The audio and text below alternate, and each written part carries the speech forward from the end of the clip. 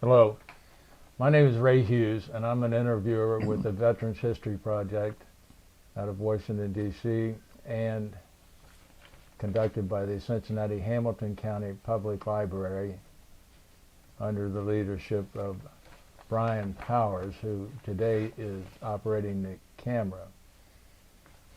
Today's date is the 25th of October, 2016, and we have the honor and privilege today of interviewing Edward Stewart Harris, better known as Pete. Correct. And it's a pleasure to meet you, sir. Glad to meet you, sir, and do this. It's all right just to call you Pete? That's the only thing I answer to. Pete, where were you born? Cincinnati. And what area? Well, I lived in what they considered Avondale. It was right across the yellow line from St. Bernard at the corner of Vine and Mitchell. Vine and Mitchell, certainly. And your parents' names? My dad's name was Edward. My mother's name, I found out later, I always thought it was Judy, and I found out her real name was Julia. Julia. And where did you, what was your street address? 17 East Mitchell Avenue. 17 East Mitchell. And what did your father do for a living? He worked at a place called Metal Specialty for a while, which did metal stamping and that, and did a lot of stuff for the U.S. government. Down in Spring Grove and Winton, if I remember. Yeah, well, it was actually off of Spring Grove and Winton back some. And then later on, he went work when he basically retired from there. He went to work for a vending company where he was in their accounting office. Which vending company? Well, it was called Stern Vending back there. It later became AAV. Yeah, Stern Vending, yeah. Incidentally, my uncle worked at Cincinnati Metal Specialty. They're making ammunition, Yes, casings. You're correct. Yeah. That's what they used to do there. Yeah. Did your mother ever work? Yeah, she worked for a few years. She was a demonstrator. The old Bendix washing machine and dryer company. Sure. When you bought a washer and a dryer, or a washer or a dryer, they'd come and install it, and the next day she would come out and show you how to use it. I mean, the thing, she had a big plastic top that would go on top so you could watch the cycles and all that. I'll be darned. And I remember as a kid, a few times I was off school and that, I had no choice but to, go with her on these. Something you never hear about anymore. Well, we need that more today with all the push buttons we got. Yep. Did you folks belong to any particular church when you were growing up? I can't even think of the real name of it. It was a little church in St. Bernard. And then I also, with some of my buddies, later I went to St. Clemens with them, even though I wasn't Catholic. I went over to church with them because they went in the mornings, and hey, we're all together as a crew. So Sure. What schools did you go to as a child? I went to St. Bernard Elementary. Then I went to Woodward High School on Reading Road, 7th through 12th grade. And did you go to college after high school? I went to UC for about a year and a half. And while you were going to UC, were you married or were you still single? Or I was single at the time. okay. And what year is this now we're talking about that you're in the second year of? It'll have been 64. I see. Excuse me, 65. Now, had you been employed anywhere while you were going to school, or? I worked at a Ohio gas station at the corner of Vine and Mitchell. I was one of their mechanics down there. And Yeah. Were you mechanically inclined all through high school? yes. So, in 1964, the Vietnam War was going on, or getting ready to accelerate, I guess. Did you join the military at that time, or were you called? No, I enlisted in 1966. 1966? Yes. And what was the date of your enlistment? March 13th. It was it was actually March 14th, but when I went down to sign all the paperwork, it was the 13th because it was a Friday the 13th. Right. I remember it well. Yeah, March the 13th, 1966.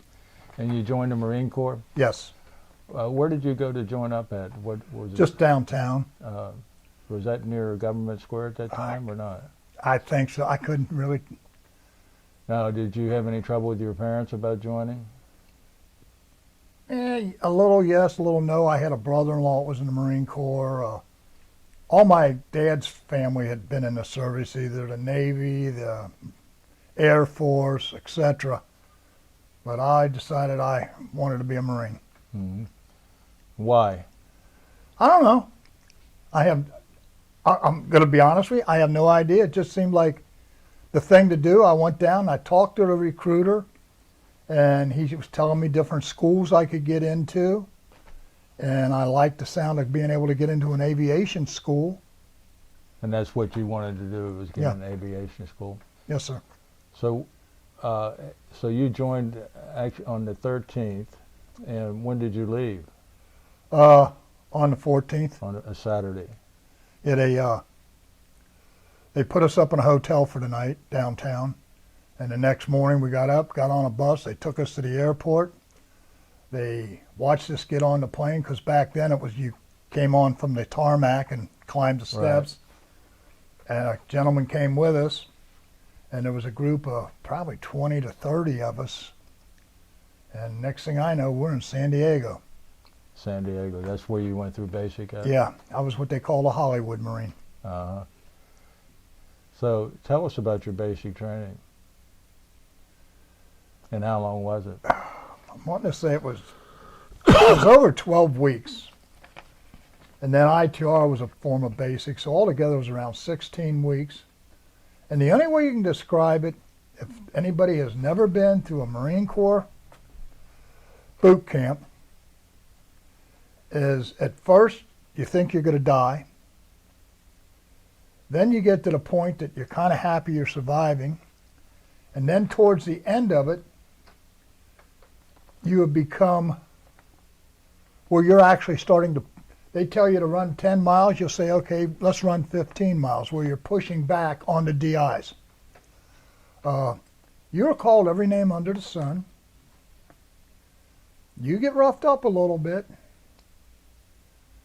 But I think there were several times in Vietnam that when I flash back to my boot camp and my ITR, which was Infantry Training Regiment, saved my life. With reaction, where you didn't think, you reacted. When I went into boot camp, I thought I was in pretty good shape. Well, they decided, I went in weighing 235, and they decided that it was too big, so they put me on what they called the rabbit food, which you just got all salads and you worked. Well, when I came out of boot camp, I weighed 237, but it was their way, not what you 237, and how tall were you, or are you? 6'4", 6'5". 6'4". While you were in boot camp, did you get training in aviation? No, that was a school later. Okay. Boot camp is nothing but boot camp.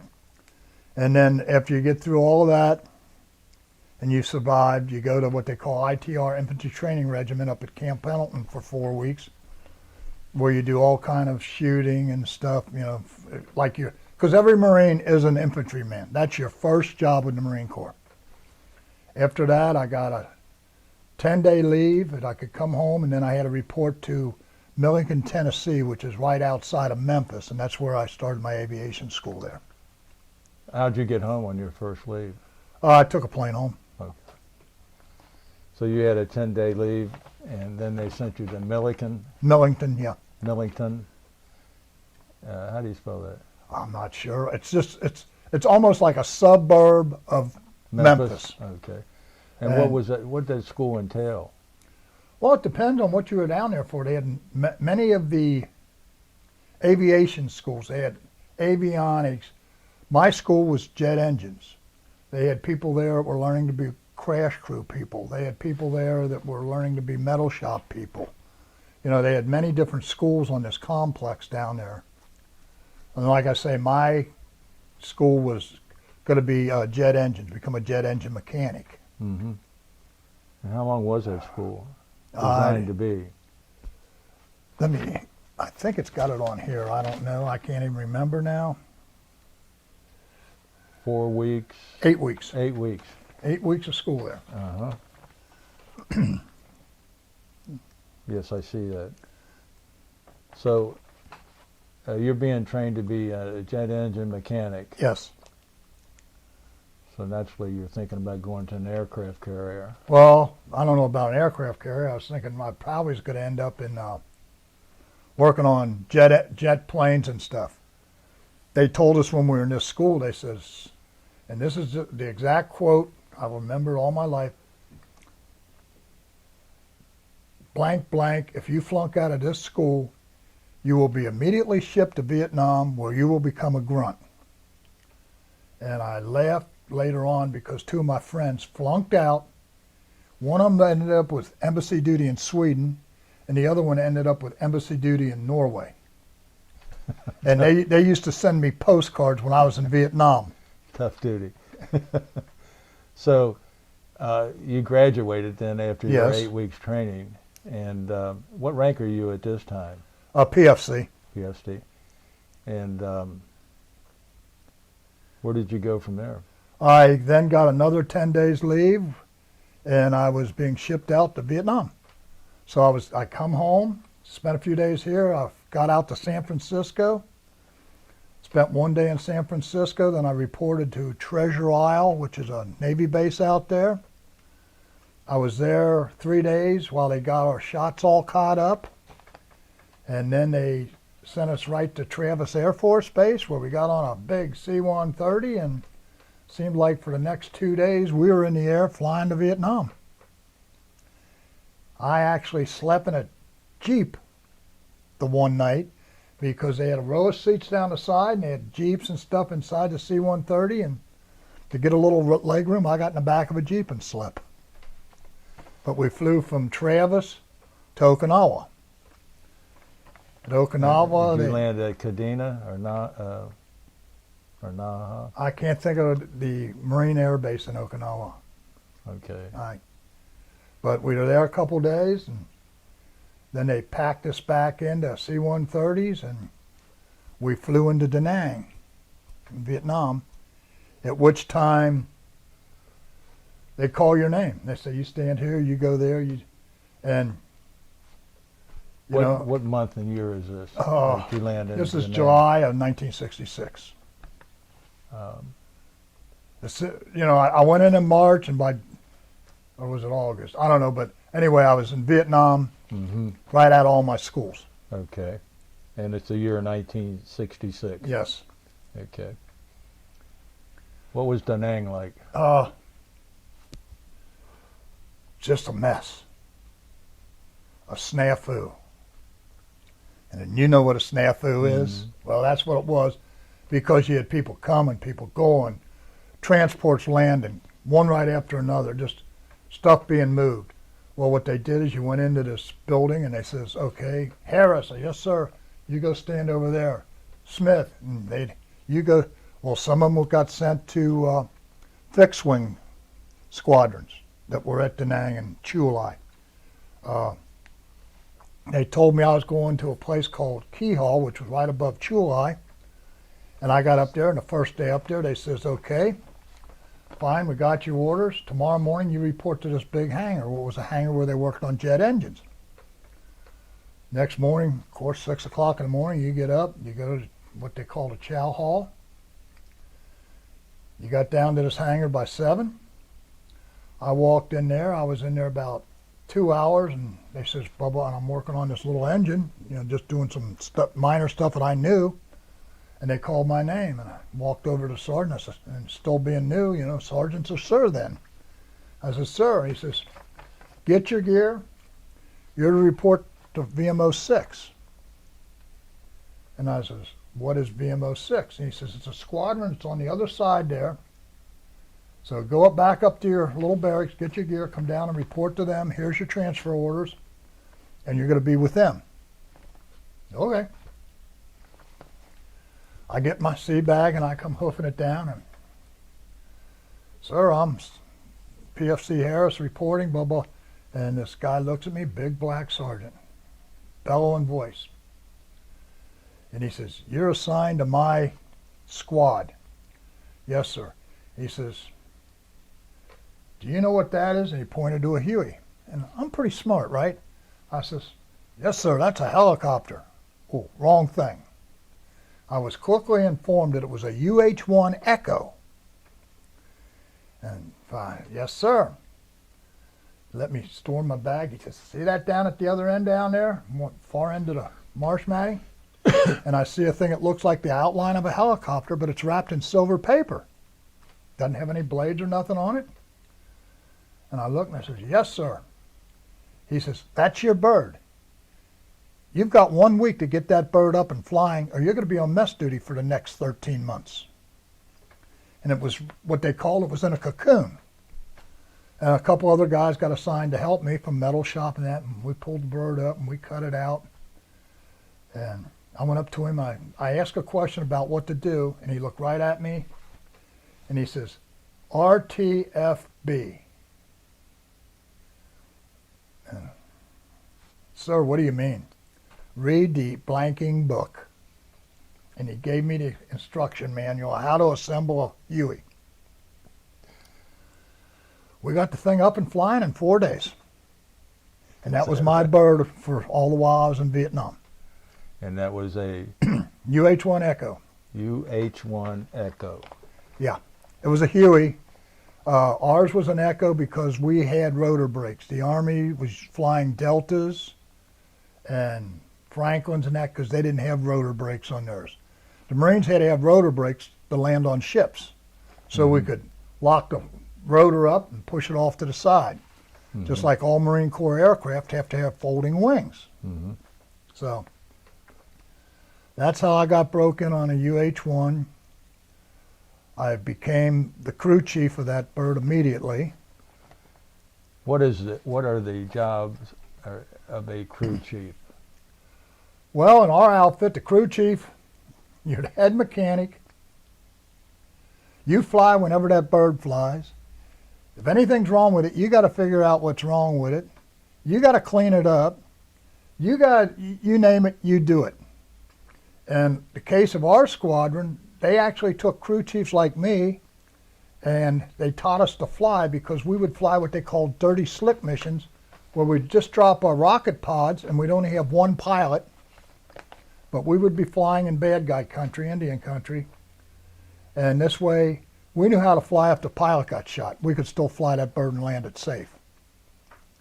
What were your primary duties as flying the? Well, depending. If I was a crew chief, my primary duties was making sure the guns and rockets were working, functioning, to assist in when we were going in on a gun or a rocket run, to work the switches, which was on the console up here, back and forth, whether they wanted rockets or guns or whatever they wanted at the time, because usually if we were in Indian territory and going on rocket runs and that, the co-pilot would be on the controls with the pilot at all times. So it was my function to take care of that. It was also my function to listen to 4 different radio channels at once, AM, FM, high frequency, and I can't think of the other one right now. But they had the same stuff we had, plus the intercom, but to make sure they didn't miss a broadcast like we were flying into naval gunfire, flying into artillery fire, or flying into a B-52 Arclight, which was very exciting to fly into. So I'd be listening to all that, plus working a machine gun in back, making sure the other guns, exterior guns, are working. If something would happen to a pilot or a co-pilot, it was my job to get them out of their seat, get them in back, and me to climb up there with whoever was remaining. How many men were on? 4. 4, and you had the pilot. Did he sit on the right side or left side? He was right side. Right side. Co-pilot, left on side. The left side, and then The crew chief sat left side rear, and the gunner sat right side rear. Okay. So, and their seats, there was 2 levers you could pull, and the back would just fall over backwards, where if one of them got hit, you'd flip it back, and if they were hurt real bad, pull them back and try to work on them. If they just hurt reasonably bad, where they, get them back there, then my job was, whoever it was, the pilot or co-pilot, to get up in that seat and become the co-pilot to whoever was left flying. I was lucky enough that I never had to do that part of it. A couple of my friends did, but I never had a pilot or a co-pilot shot up real bad. Uh-huh. But- So you're assigned to the VMO VMO6. 6, and what does that mean? VMO. It's Marine Observation Squadron 6. The V stood for, Lighter than air. yeah, Mhm. the M, Marine, Marine. and O, observation, And 6. was our squadron designation. Okay. So you have finished putting together this Huey, I guess. Is that okay to Yeah, refer to it that's as the a only way Huey? to call it is a And Huey. so what happens then? Okay, I got it assembled. It passed the test flights and everything, and then it was my bird. And they made it very clear whenever that bird went anywhere, I was going to be in it, unless I was on R&R or whatever. And it was mine to do all the upkeep. I mean, there was times that me and my buddy Crutch and Shive and Lurch and all them, we'd work all night long to get 1 or 2 helicopters up, because the next day, let's say they needed 20 helicopters for a mass operation. Our squadron had 24. But 2 of them were slick, so they were always out of the game. And there was times that we worked till 3, 4 in the morning, and we actually got a couple pilots to take them up to test flight, even though they weren't supposed to. They signed them off if they had the test flight at 0600 or 0630, even though we were doing this at 4 in the morning. And sometimes we just, we got done, we crawled right back on our bird, and we slept there till it was time, because I think every launch in Vietnam was called 0 dark 30, meaning that's when you launched. It was always dark. You never. So I guess at this point then you're going to be called out for missions. Yes. Now, you recall your first mission? I recall I was scared shitless. I recall when all the guns and rockets started firing, it was louder than hell. And as the old saying goes, and I'm sorry, camera, but you're butt puckers. I remember that. I remember there was a whole lot of shooting, both going and coming. And it lasted a couple hours. Your missions when you're sent out, are they to rescue men or to take in? We did everything. Our squadron was unique in the point that we did insertions, we did medevac, we did picking up people, we did observation, forward air control for whoever was flying around in the big bad jets at the time, or the AD-1 Sky Raiders. Our squadron did everything. My one cruise book over there, we had one of our mascots was a pussy cat, kind of weird cat. Well, one of them shows him carrying a stretcher. And then a couple years later, or a couple of months later, the squadron emblem changed to show him carrying rockets and guns. But those particular, our patches that went on our flight jackets, the cat had big brass balls. And we were known throughout Vietnam.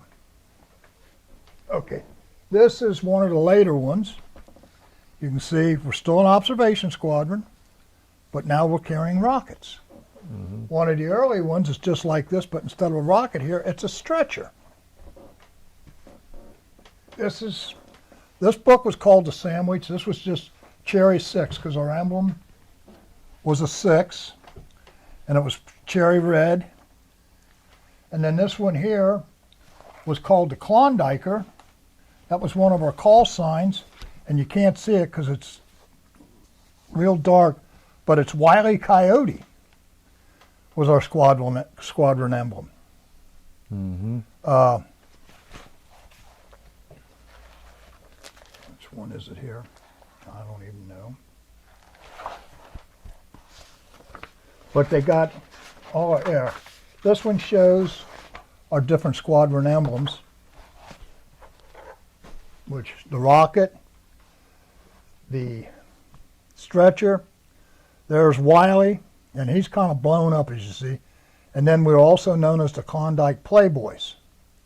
And that's when we would be doing forward air control for the fixed wing. But those were the emblems I had on my flight jacket. Well, this is going to be an education for the year 1966 to August, or to around August 1967. 68. Got over there in 66. I didn't come home till 60, Oh, August you of didn't? 68. I extended. Oh, you okay? Well, if you would, if you could tell us about some of your missions, and Well, and you can do it in chronological order or in any order that you wish. our missions, like I say, just Where you went and every day you got up. We started, when I first got to the squadron, it was in Keha, which was above Chuai. I wasn't with the squadron long there. The squadron wasn't there long. And we moved up above Fubai. And after a few more months, we moved up to Quang Tri, which was just south of the the DMZ. Our missions were aerial gun support for the grunts, resupply, insertion, extraction, medevac. I was actually detailed for 4.5 months to a special forces unit where we lived right with the mountain yards outside of Quezon. now, that was Army, United States Army. You remember the outfit you were with? All I remember is the people, and it was an A-team. And the head of it was called Cowboy, and he wore 2 pearl-handle 6-shooters. But we were with them, me and my buddy Crutcher, who's also from Cincinnati area. Our 2 birds were up there through the whole duration of Tet of 68. We were the only 2 Huey helicopters up there. And we lived with the mountain yards. These little people, the lowlanders didn't like them. Nobody really associated with the mountain yards over there. You could give them guns and they'd refuse them. The only weapons they wanted was their blowgun and their crossbows and a knife. So we were always trying to find what they called K-bars, the survival knives, to give to them for just thanking them. And But like I say, we flew a lot of missions. We flew night missions. An average mission would go anywhere from 2 to 10 hours, depending. And in that 2 to 10 hours, we have landed numerous times. We rearmed, refueled. I actually carried extra munitions and rockets in my helicopter where I could rearm and refuel in midair. And sometimes they kind of wondered about me climbing outside a helicopter, but we didn't have no better sense, a few of us. You say refuel in air. What do you No, mean? we didn't refuel in the air. We rearmed in the air. Okay. We did what they called hot refueling, and that was anything from landing where they actually had a refueling truck and the chopper is never shut down. You're just fueling it up, to landing in an area where they had 55-gallon drums with hand pumps. Right. And, you know, our average flight time was 2 to 2.5 hours before we had to refuel.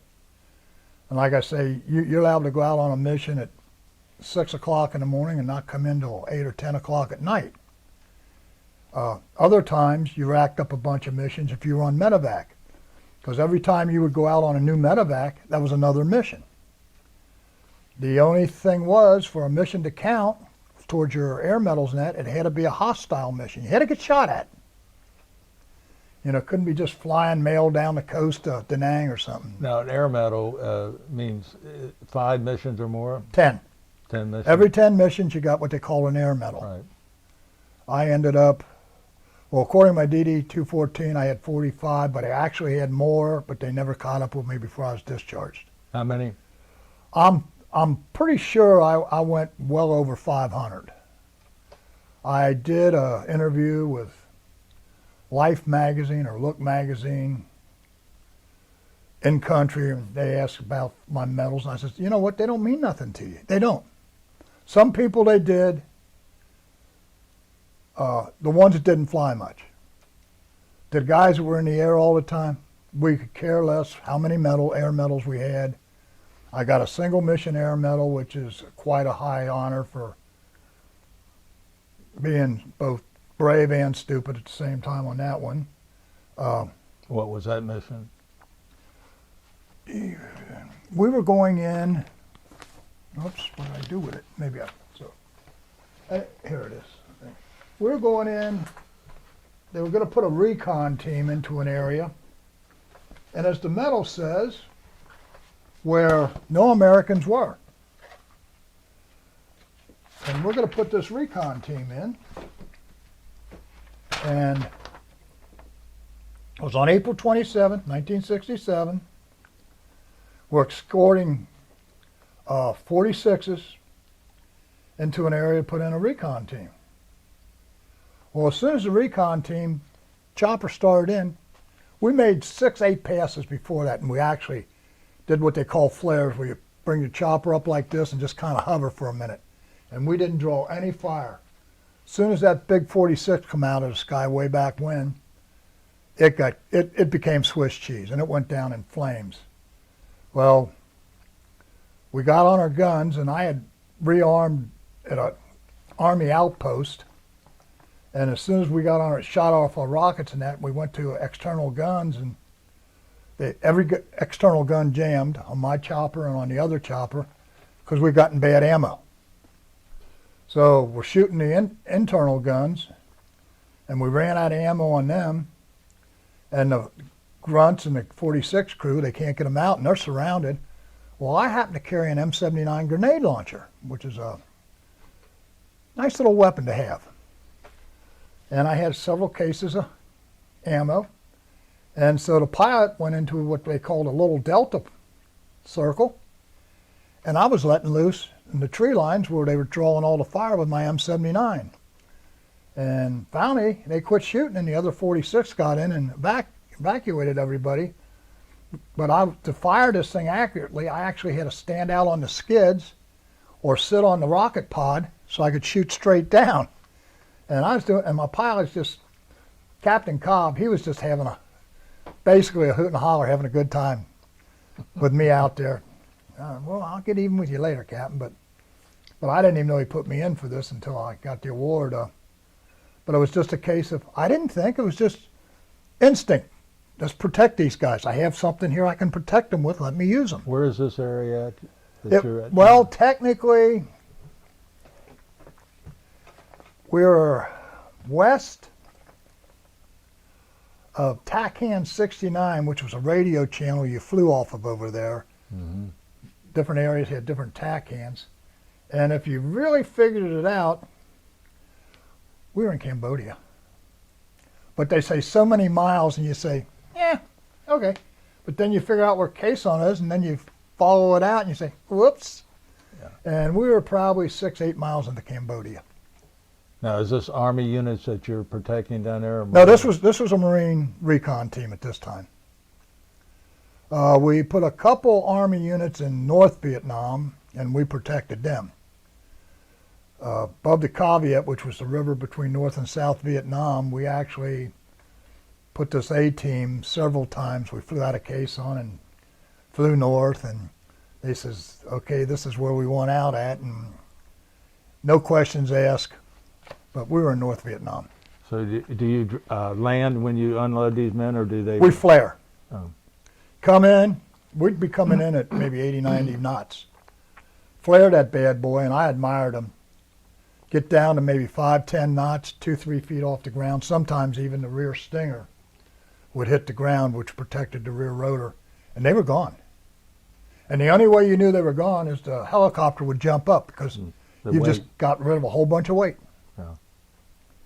And it was always fun working with them. And these are Army Special Forces men we're talking about yes. now?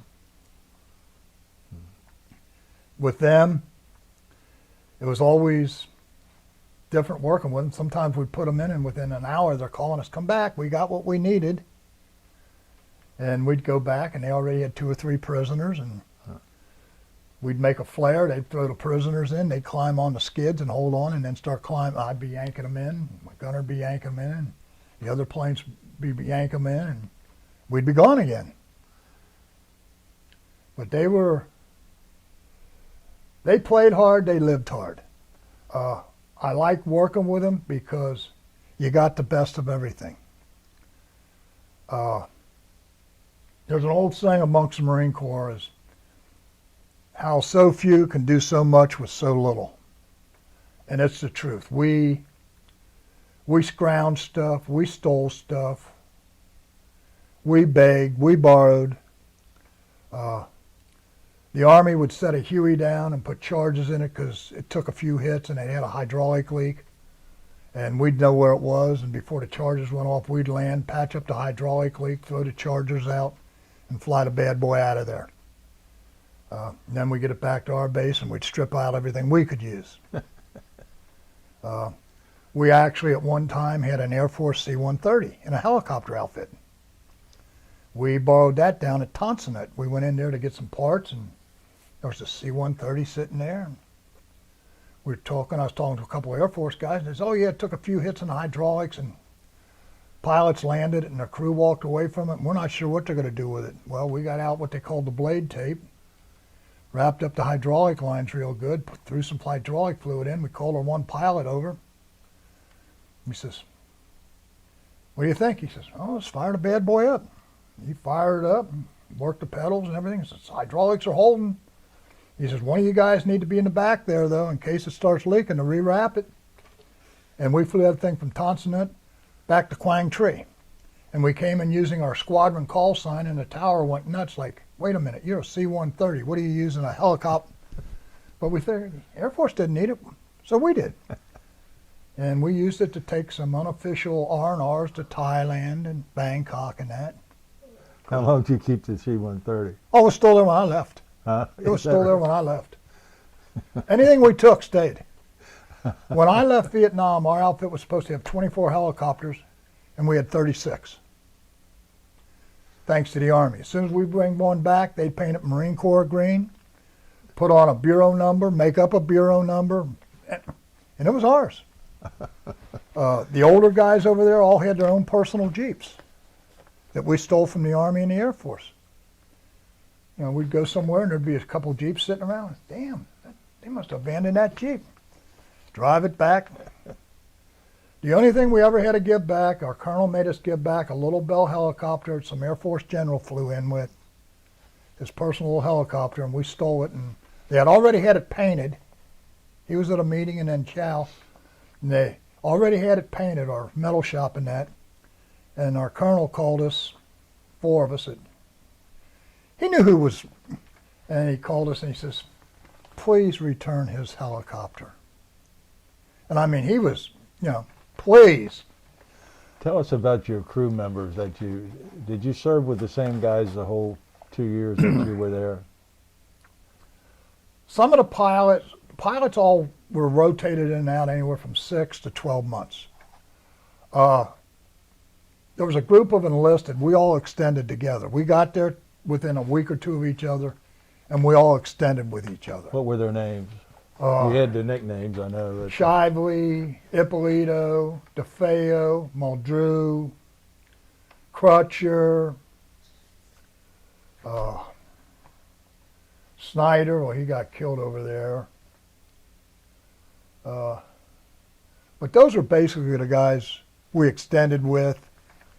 We were basically the guys that we ran the outfit. The officers knew it. The COs knew it. That whatever we wanted to do,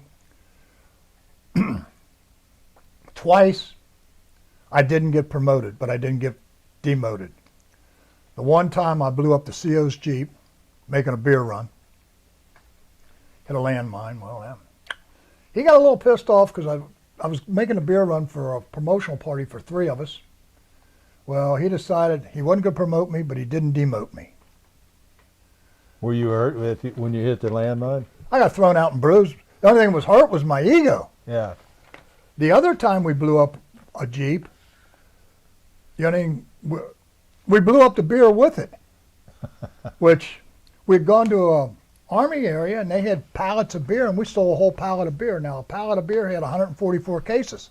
Okay. We stole the whole damn thing.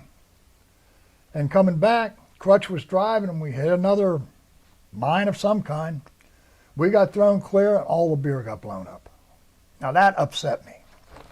What base are you spending most of your time at then, or you're headquartered at? Well, I was headquartered most of the time out of Quang Tri, which was up north.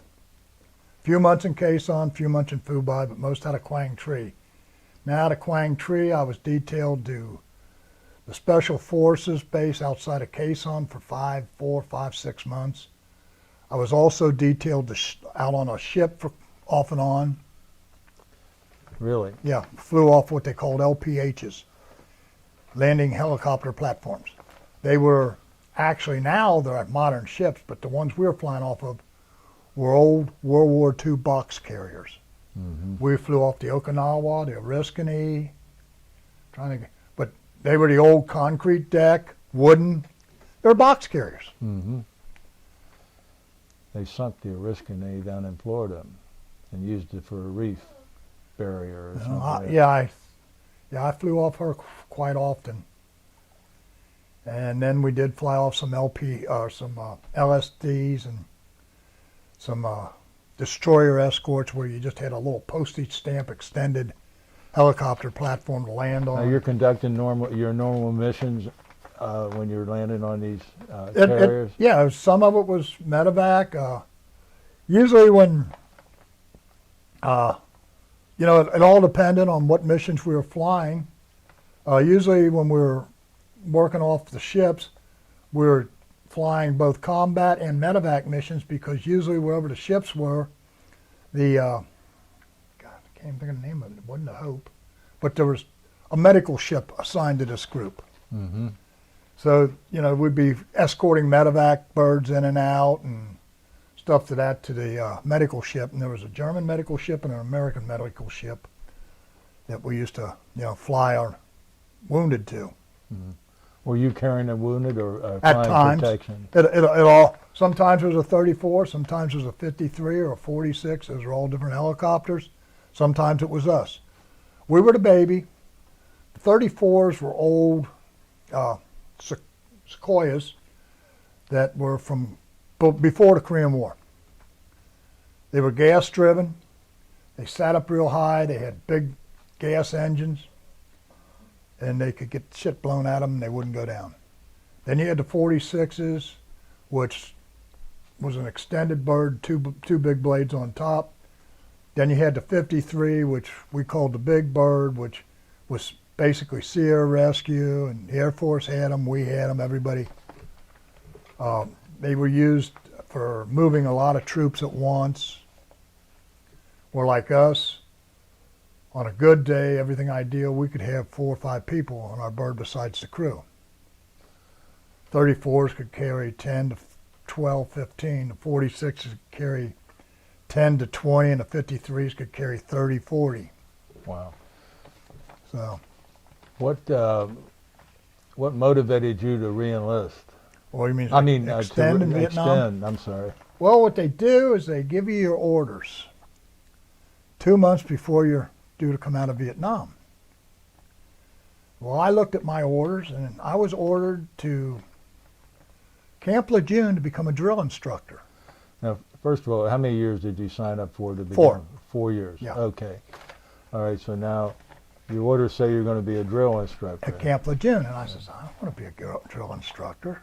I don't want to go back to being a grunt. I'm into this, as I called it, the easy life. As the grunts referred to, I was an Airedale. Mm-hmm. So my buddies, they were getting their orders, and they were getting orders that they didn't like, and locations they didn't like.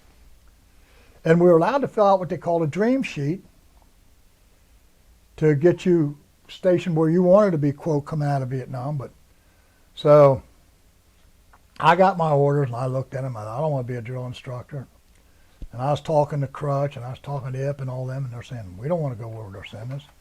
So we all re-up for another 6 months. And the next set of orders I got was to a place called Grosse Ile, Michigan. Now, where the hell is Grosse Ile, Michigan? Mm-hmm. It was a little island on the Detroit River. The bridge opened up at midnight so the river traffic could flow because they shut everything down. And if you weren't on base by midnight, you didn't get on base till 6 o'clock the next morning. So I kind of looked at them orders and I thought, well, I think I can live with these, but I don't know. Well, it was getting within 6 weeks of us being our orders coming due. And I don't know why, we got a new flight surgeon, and all of a sudden he decided a bunch of us needed to go see some psychologists and some psychiatrists down in Da Nang. And we got down there and we thought, well, we're going to make the best of this. We swapped name tags around, and 9 o'clock lights out in the hospital ward. 9:15 we were out the back door under the fence, and we're in town drinking and partying all night. Well, this people down there decided we were basically wacko. And they listed us combat fatigue, unfit for combat duty. So none of us could re-up again for another 6 months. So we had no choice but to go to wherever our orders sent us. And so you went to Gross Isle? I see. Any of your guys in your crew go with you? Or No, I was the only one there. It was a little reserve base. When I got there was 2 C-119s there, 2 H-34s there, which were the gas-driven choppers. And I says, why did they send a jet mechanic here when I don't know nothing about these aircraft? And I was talking to a sergeant up there that lived a little farther up in Ohio. And he says, well, I'll teach you about the C-119s. They were the old flying boxcars. Right.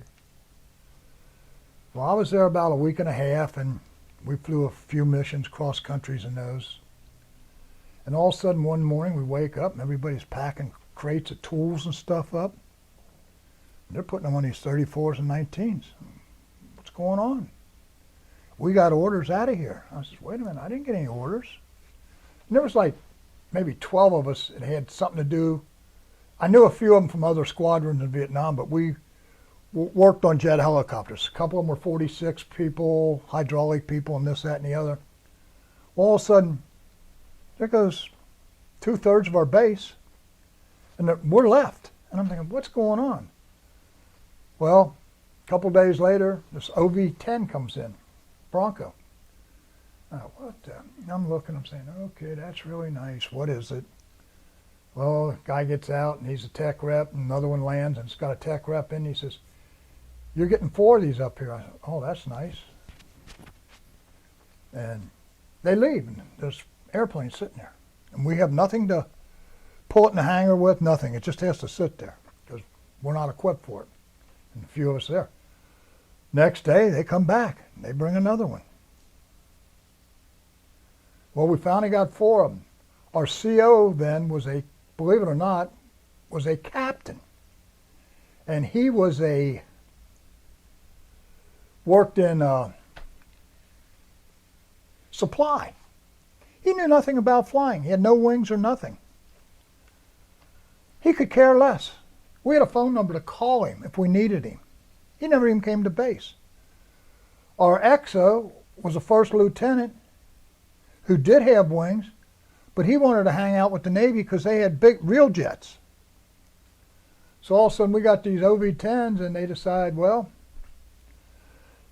you 4 guys, Pete, you're senior, you 3, you're the crew chiefs. Okay. Well, then this tech rep says, well, you got to know something about this thing. I may as well take you up and show you around the air what it'll do. The first clue, I should have known something was wrong. He was in a G suit, and I'm just in a regular old cloth flight suit. We get in this bad boy, and we're cutting holes in the sky in Michigan out over the lake and stuff. And that's when he says, you want to fly it? I said, not really. He says, well, bubble it. I said, no, I flew helicopters. He said, well, take the controls. Well, knowing helicopters, you fly 3 degrees nose down. That's how you go through the sky. I'm on the controls. He puts me 3 degrees nose down. I put it 3 degrees nose down, and we're dying. I mean, we're coming out of the sky like a hawk making an attack on something. Well, then I pull it back, and we go up in the air, and we go this way, and we're just, finally I get the thing flying level. He says, okay, I got it. I'm going to show you what this thing's going to do. Now, what engines are on this plane? They're a jet engine, but I don't know what particular engine it was. It was a twin prop jet. So you had twin engines, but props drove them. And so he starts doing barrel rolls in this thing. Then he does a couple hammer heads, they call them, where they go up, stall out, and you fall over back. And then he comes screaming out of the sky, and I was redding out. I mean, it's just a case of without a G-suit, everything starts getting red and compact. I had enough sense that I remembered I started yelling real loud, and I grabbed the oxygen line and hooked it to my helmet where I was getting some oxygen. I never went completely out, which amazed him. And as hard as he tried, he could never make me get sick. But then, then I became a fixed wing person. But my prefer was always the UH-1. Now, we never did discuss the engines in the UH-1. It was a jet engine. Right down here on Seymour, there's a big building on your right. That used to be a General Electric building, and that's where they built them. Okay. When we used to get these engines in Vietnam, they were in a big can, and you take them out of the can when you had to replace an engine that got shot up or something. And I'd always see the thing, built at such and such West Seymour. So when the old engine was going home, I always put a note in, help, I'm being held captive, and stuff like that. So, I don't know if they ever got my notes back or not, but, it was How many engines did the UH-1 have? one. One. As the old saying went, as long as that big fan on top would spin, you could always land safe. It's when it quit spinning, you had a problem. We landed hard a few times, but, Now, did it run off of jet fuel, jet fuel? JP4. Okay. But it could run off of avgas if it was an emergency and you had to make a setting on the fuel meter. Because I take it avgas burns a lot hotter and whatever. But we had a club in our outfit in Vietnam. It was called the 100 Hit Club. Means your chopper took 100 hits. Wow. Well, I guess it was 15 or 20 missions before I got in. My buddy Crutch got in one mission. And a couple other guys got in one mission. I mean, it was amazing what those Hueys and 34s could take and keep flying.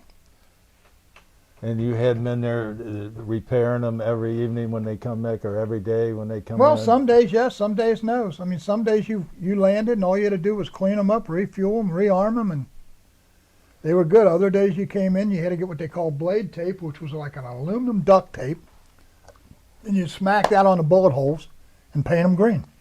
Is that right? As long as a vital, as I call them organs, but a vital part of the plane didn't get hit. And a Huey, most of it's air. The tail boom, there's just a couple vital things in it. As long as the rotor head, and even if the blades got hit, if you could patch them, you did. But as long as nothing, vital got hit, you just patch them up and fly them. I forgot to ask you, were any of the men on your crew ever wounded, or? Yes. I had a gunner shot up, and I had a co-pilot take a hit. I got hit, but I didn't take credit for that hit. I got shot by my buddy Crutcher. His gun's jammed. We're doing all the shooting on my side. Well, he pulls out his .45, and I got my leg propped up like this so I can stand up on my machine gun like this. He opens up. First shot went under my leg. The second shot hit me right there, went clean through the muscle, came out the other side. I'm yelling, I'm hit. Captain Cobb was our pilot, and he turns around and says, "Really nice job, Crutch. Thank God that gun jammed." And, it was one of these deals, well, you want to, I know you, our outfit you never took a cheap Purple Heart, and that would have been considered cheap, because the next one you got was given to your family. It was a superstition, but it worked. We went in, Corpsman looked at me and says, "It's clean through." He dumped some alcohol on it and peroxide, put a couple gauze pads on it, taped it off, and says, "There, you're well." To this day, every time I see Crutch, I remind him I still owe him one. What's Crutch's full name? Robert Crutcher. And he lives here in Cincinnati? Well, I ain't sure where he's living right now. He was living in Florida. He came home for a while. He used to live up here. He came home for a while, then he bought an RV, and I ain't heard from him since, except occasionally I get an email. So I think him and his wife are living a good life touring America. So after your flight in the OV-10, was it? Yeah, Um, that's my wife. She's just having a night terror. She has those. Everything's okay. Go on with your story after you land with the OV-10 with Well, the tech rep. Well, from then on, it was just, it got to the point anytime a pilot back in the world here, back in the United States, up in Michigan, came in to learn to fly, I had to fly with him. So I flew to the OV-10. I flew in him. I didn't love him. I didn't like him. I was stuck with him. If I would have had my way, I would have been happy to go somewhere where they had Hueys. But, I learned, we went to a lot of places. We'd take off and just go someplace because a pilot would come in and need his flight time for the weekend. And we'd climb in that thing, and we might fly to Rosie Roads down in Puerto Rico, or we might fly down to Gitmo in Cuba. So they had open water time plus cross-country time. And of course, when we went into them places, we went into Cuba, we always seemed to find several cases of cigars to put in a tail boom on them because they had twin tail booms like the old P-51s. Yeah. Or when we went into Puerto Rico, you could actually get 4 cases of rum on each tail boom. Now, drug a little bit, but they'd stay there nicely, and you get back through customs with them, and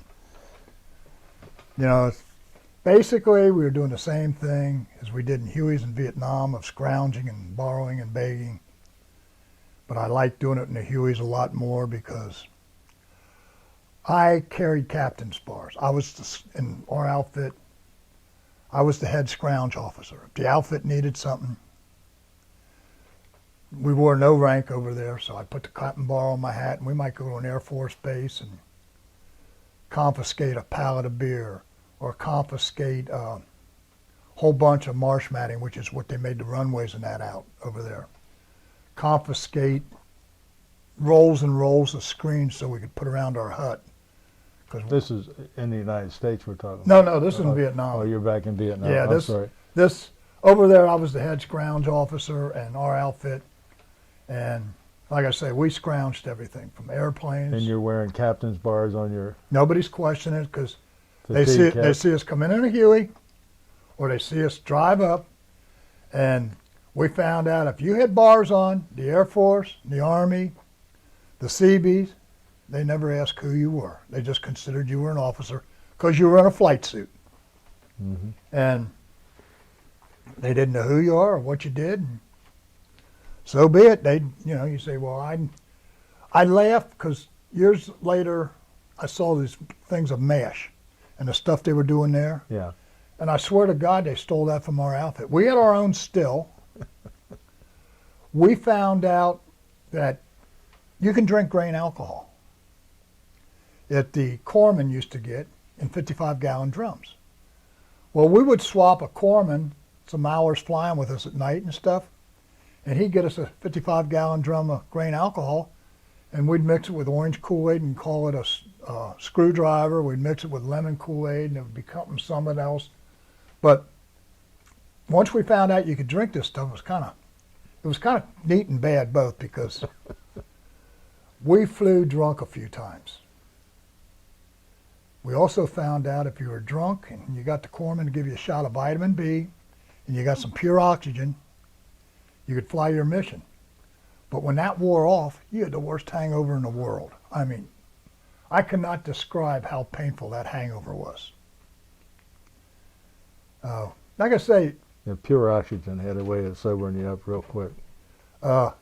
like I say, we had a few Air Force, some O2s were sent up to our outfit in Vietnam, and a couple O1s, and they were on the other side of the base. And well, they had it made. They had hot water heaters and air-conditioned trailers. Not to knock the Air Force, but those guys had it made. Well, during Tet, they pulled all the Air Force guys out of our base. Well, as far as we were concerned, they abandoned everything on their side. We didn't know if they were coming back ever. Birds were all gone. People were all gone. We went over and we got the trailers and the hot water heaters and Jeeps and the truck, everything they had. Air conditioned trailers. And what we did is the Seabees dug trenches and we put the trailers in the trench, and then we brought, the Seabees did, we didn't, brought up these big air intakes so they could suck in fresh air for the air conditioners and throw out the hot air. And Air Force eventually came back and it was like, where's our base? Sorry guys, must have gotten blown up. Because things did get blown up. Our hut got blown up 4 times. We actually, after the second time, painted a big red bullseye on our hut, on the roof. Our CO says, you can't do that. We had a Scoofy Sergeant Major who was strictly Marine life material. He says, well, they're going to shoot. I says, they already shoot at it. Our hut's on it, what they call an aiming stake. And we says, you know, twice our hut got blown up in 2 weeks. Well, hooch they were called, really. And it was like, so what if we put a target on it? Who gives a rat's? You know. Our hooch was made of nothing but screen, some 2x4s to hold the screen up, and a wooden floor. He says, you know, this, and a roof, you know. This way we can get out of it in a hurry. We can run through the screen, and it was nothing solid. It was going to, you know, they were going to rebuild because it was, like I say, ours got blown up 4 times. Me and Crutch and Ippolito were kidding the officers. The one time it got blown up, there was this big crater and water filled in it. And we said, well, look, we got a swimming pool. Do you guys? And they just look at us like we were nuts and kind of leave us go. And we got in trouble one 4th of July for shooting off flares. And, you know, the enemy can find you. The enemy knows where we're at. Come on, people. You know, the enemy works on this base in the daytime and then shoots at us at night. You know, jumping back to that hospital where you guys... down Da Nang? Yeah. What happened to the guys that you were with there? What did they do? We all got sent back to our outfit, and then we were all... But every one of us went home. I see. It was just... That was the main hospital. You had Delta Med, Charlie Med, Alpha and Bravo Med. Those were like you saw in Vietnam. Mm-hmm. Patch them up and get them to the main hospital or the hospital ship. That's basically where we flew in all our injured to those different meds. Our outfit had a flight surgeon attached to us and 2 corpsmen, which are you call doc. Mm-hmm. I don't care what their names were, they were doc. Period, stop, end of sentence. If you asked them what they were Marines. Mm-hmm. You know, you got used to flying people into these other meds, just getting them out, and then you might come back a day or 2 later, and how was so-and-so we brought in? Well, he didn't make it, or he did make it. I actually, a kid I went to high school with here in Cincinnati, I medevaced him in. And I didn't recognize him, but he recognized me. And it was like, whoa, you know, and he didn't make it. DI I had in boot camp was back in Vietnam, and I medevaced him. And I did recognize him, and we were talking. Well, I carried every helicopter. Our CO required us we carry 4 canteens of water, 1 for each person. In case we went down, we got water. Well, I carried 6. The 2 spares were full of Jack Daniels or grain alcohol. And if they didn't have a belly wound or a bad head wound, I'd always say, you want a shot? And they'd look at me. I got away with that for several months till a pilot one day went over to grab a canteen. And I was not at the bird, and I just saw him grabbing it. He uncapped it. And all of a sudden it was like, you know, wide-eyed. And he yells, all I could remember is him yelling, Harris! You rang? What is it? I said, it's Jack Daniels, so pretty good, ain't it? He just shook his head and says, no wonder you people do weird shit. He had just been new into the outfit. We were allowed to haze new pilots. we were given permission by our colonel if a new pilot come in and screwed up, we could haze the hell out of them, do stupid shit. New pilots had to learn to help clean up a helicopter. And if they got sick in it, guess what? They had to clean it up. Not me, but them. Me and Crutch and a couple of the other guys, we could get on target with our machine guns in 5 rounds or less. We bragged about that. But we could also manipulate our machine guns where we were blowing hot brass down a new pilot's neck. And they'd be bitching because their back got burnt and they'd be squirming. But like I said, we did a lot of things to the pilots over there, a lot of goofy stuff. We're flying with a new co-pilot and an old pilot. I put on my gunner's belt, which let you go out 20 feet. If you fell, you could fall 20 feet. Well, I'm crawling up the skid underneath the pilot, and all of a sudden Crutch yells, enemy tank, and they bank. And then Crutch screams, Pete fell out, Pete fell out. And I'm holding on, and this bird's going like this, where the pilot and the co-pilot are trying to see where I landed in the rice paddies, if I'm dead or not. And I knocked on the bubble underneath. That didn't make them happy. We laughed, but that didn't make them happy. I guarantee you. And I says, okay, well, that was a good one. Flying with Captain Price, we went in on a mission. And when we went out, I saw this hut sitting next to a bomb crater that had water in it. Well, we're coming back. The hut's on the other side of the crater. And I says, wait a minute. And I says something to Denny. I says, Captain Price, Captain Denny. He says, what? I says, you remember that hut? Yeah. Did it move? He says. So we decide we bank around, come in, make a gun run on it. He opens up with the 60s. The tracers are hitting this hut and they're ricocheting. Now wait a minute. Tracers don't ricochet off of straw huts. All of a sudden this tank comes rumbling out and his gun starts coming up and it's like, oh shit, let's get out of here. Wow. Anything we carried on that Huey couldn't hurt a tank. Let's call in the big boys. And we called, and there's 3 AD-1 Sky Raiders on station. An AD-1 Sky Raider is an old World War II, Korean War, prop-driven. You being an Air Force man, you probably know they carried the world in ammunition. They could fly all day, and their idea of making gun runs or bomb runs were 50 feet or lower half the time. And God love them, we did. Well, they come over, and we told them what they had, and one guy says, I'm going to get him with my 50. And he rolls in, and there's 350s on each wing open up. You see the rounds, the HE rounds hitting and exploding. You see the tracers hitting and ricocheting. So his buddy comes in and says, I got a 500-pounder. He put it right down this guy's tube. And we had to give him a probable kill. We couldn't find enough of it left to say it was a confirmed. I mean, you know, it was like, we'll give you a probable, and we don't know how many people because we ain't found enough to identify it as a tank. And the Air Force guy says, I'll take that. Like I say, we had a good working relationship with them. B-57 jocks we had a good relationship with. Of course, our own Marine Corps fighters and Navy fighters. The biggest nightmare over there was the B-52s.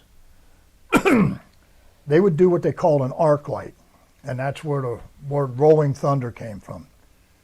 There'd be a lead and one off each wing so far. God knows how many bombs they can carry. But they'd come over, and they wouldn't even announce when they were making these arc lights. And the reason they call them arc lights, because at night, it just lit up like northern lights. I mean, you know, miles and miles away you could see them. Well, there was more than once. We were in the cone of an arc light and didn't even know it until they started dropping. All of a sudden the bombs are going off on one side and the other side. And we're hoping and praying that the lead bird is out there and not, you know. Mm-hmm. So there was, and you really don't know which way you should turn. Like I say, I have no idea how many bombs a B-52 can carry. All I can tell you is a whole hell of a lot. So anytime you got caught in that, I had the pleasure of working with the New Jersey, a battleship. Mm-hmm.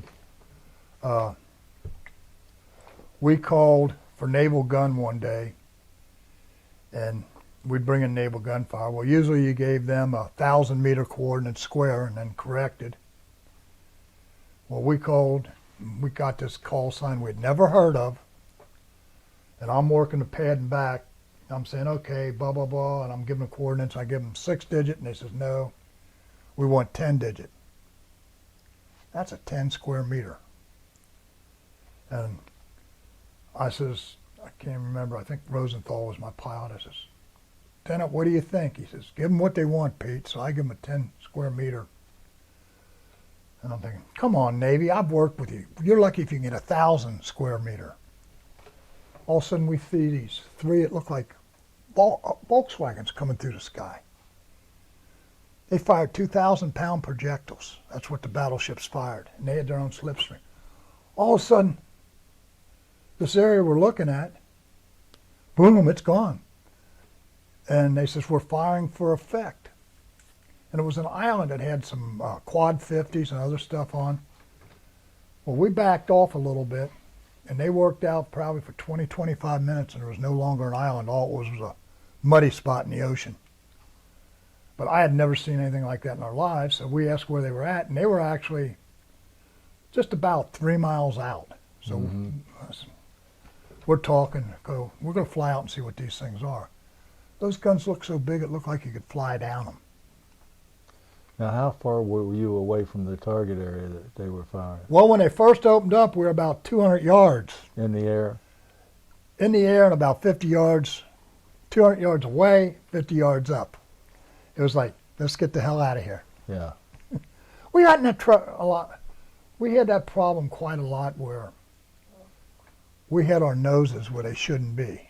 Mm-hmm. I shot down an Air Force F-4. We told the guy, they're making their gun runs, and we told them, pull out to the right. First one went in, he pulled out to the right, here comes his wingman in, he pulls off to the left. Well, we're already climbing all over our machine guns, just outside where their bombs hit, and he pulls out right into my gun, and I knock it. You didn't intentionally shoot him? I didn't intentionally shoot him, but he was very upset with me. Did he live?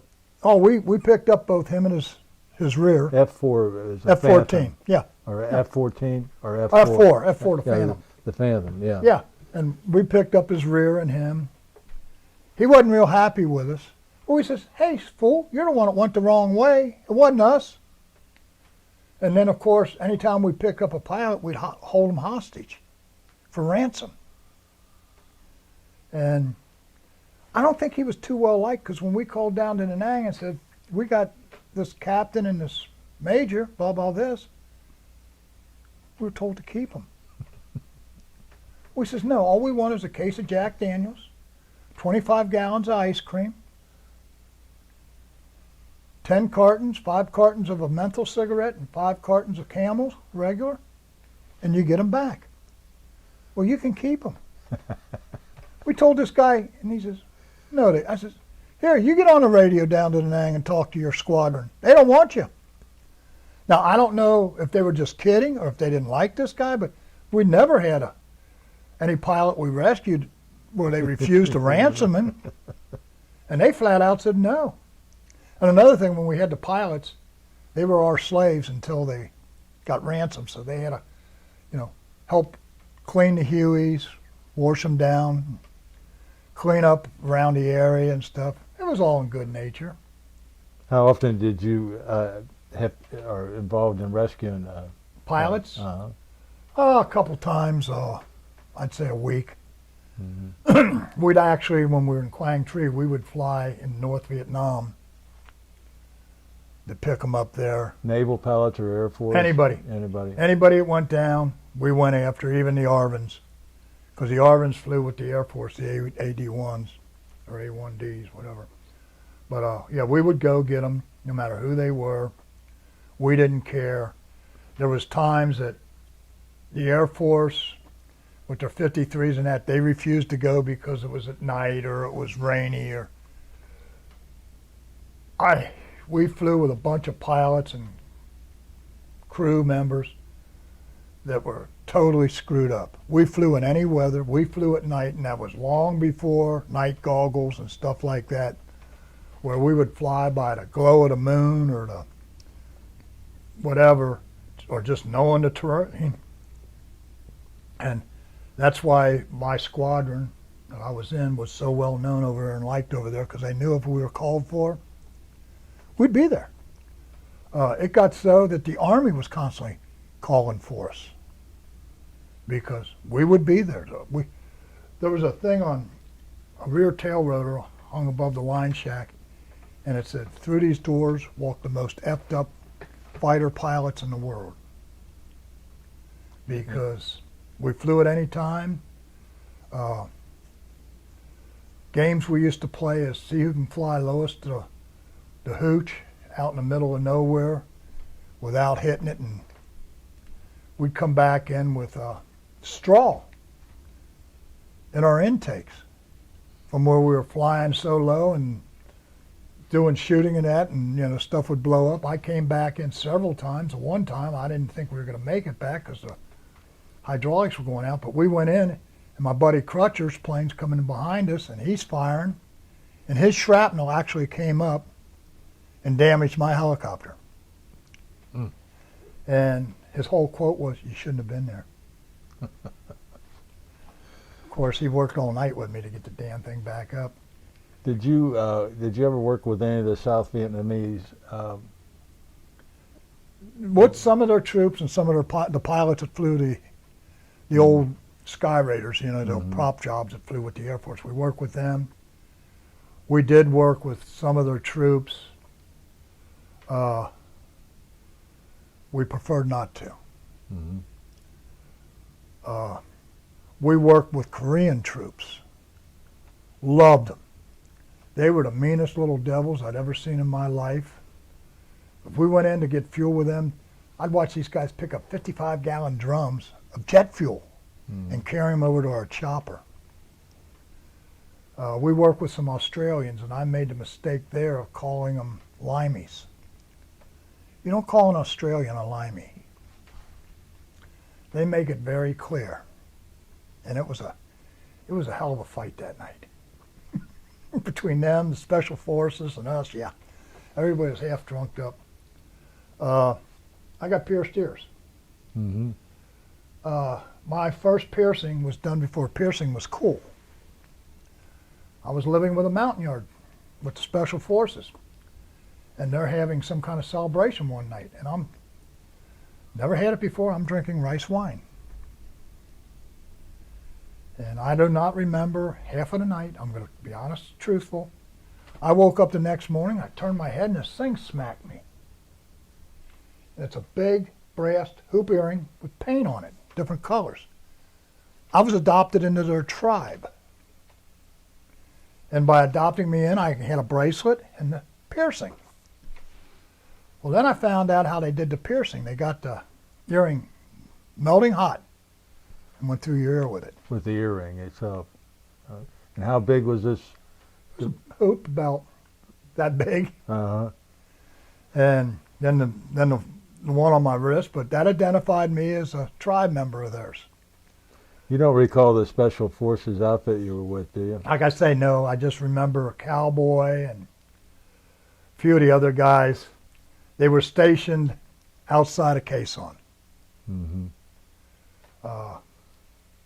It was just one of those deals where we got sent up with them, me and Crutch, and the neat thing up there was they had more booze than they had water.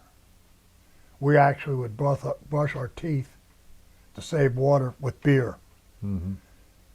Probably better for you. They could get everything. I tell you, these guys had it. We did pull one job on them, and they didn't believe we did it. An M60 machine gun, the grunts in that are trained 5-6 round bursts so you don't melt the barrel. Well, with a Huey and that big fan upstairs, once you climb on that gun, you just stay on it and the air cools it off. Well, they got hit one night, and their 150 and their 160 got taken out. So they got a big area that's not covered. And me and Crutch are talking with the pilots, and all of a sudden this one pilot says, well, hell, we can fill that gap. He air taxied the Huey over and just was hovering, and that gave him 4 M60s, 2 on each side, and 24 rockets on each side.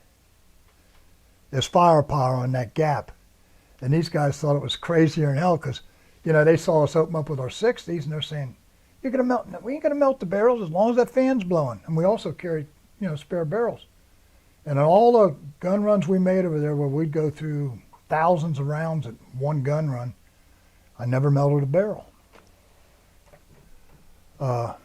Give you an idea what a Huey carried. It could carry 18 rockets, 24 rockets, 36 rockets, or 48, depending on the rocket pack. In other words, you had 9 on up on each side, up to 24 on each side. You had, my bird had 2 M60s on each side, and the M60s inside, and everything else I carried in the belly. My buddy's Crutcher's bird had what they called a TAC, which was an M60 in the nose of his chopper, besides his other stuff. But he couldn't carry as much ammunition as I could, because he had a different type of, he had what they called a 540 rotor head on his Huey. I had a 204, and 204 could lift more than a 540. And the casings just go off into the... Into the cockpit, into the here, out of the bird. You never knew where they were going to go. Yeah. The only thing you knew is every time you fired a rocket, if you had enough sense and you could, you looked away because there was always shrapnel coming out of that rocket when it went out the tube. You know, and when I first got home, I would always, all of a sudden, my wife would say, "What's going on?" I'd have the little bumps coming up, I'd squeeze, and a piece of metal would come out of my arm.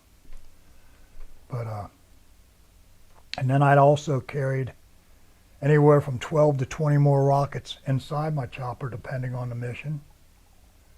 And each external gun had 2,500 rounds in it, and I'd carry another 10,000 rounds so I could rearm while we were still in the air so I wouldn't have to land. Basically, a Huey was a flying gun platform. What was the cockpit made out of? Fiberglass, or plexiglass. Plexiglass? The pilots did have bulletproof seats, but there was a little bit of tin on each side. And you had, above you was what they called the greenhouse. It was green plexiglass. You had the windshield, and then you had the bubbles. And you had a little piece of aluminum that came down that these things joined into. And that was it. Not much protection. No. Let's just say they gave us flak jackets, but you may as well, if you did anything with it, you sat on it. It wouldn't stop nothing, those flak jackets. Some of the pilots wore what they call 50 cal bullet bouncers. Damn stuff was 1.5 to 2 inches thick, weighed 50 pounds. Mm-hmm. You know, so they're sitting down, they'd put this on, but you know, after an hour or two, they had to take it off because they're starting to go like this with the damn things. Right. And I had a 50 cal in back, and I sat on because I didn't want to lose my. Now the pilot and co-pilot had bulletproof seats. Yeah. What about you guys in the back? Oh, we had canvas seats. Here, I don't know if that picture shows it or not that I gave you, but the back here is open. You see, Yes. and there's just a canvas seat right here you sit on. And this is your, That was the small rocket pack. Those were only 9s. and this is what caliber? M60, 7.62. That was the international NATO round back then. Mm-hmm. But And this is the cockpit that we're talking yeah, about? you see it's green here. Right. This window slides up, but it's just plexiglass, and everything's plexiglass. And then you got this is fiberglass where the radios are, and then underneath here, that's all And where plexiglass. is the jet engine at on this? Sitting behind this rotor head up here. The engine, all it did was turn the rotor. There was no thrust from the engine. The only thing that engine was good for besides turning the rotor is some guys in metal shop made some baskets up that we could hook up there, and we could put our sea rations in to heat them up. But, you know, everybody, oh, you had a jet engine. Well, helicopter has no thrust. The only thing that makes you fly is the rotor head. We used to discuss at night when we got somebody new in a chopper with us, why a helicopter should not fly. Technically, a helicopter cannot fly. It can ground hover because the air's hitting the ground. Mm-hmm.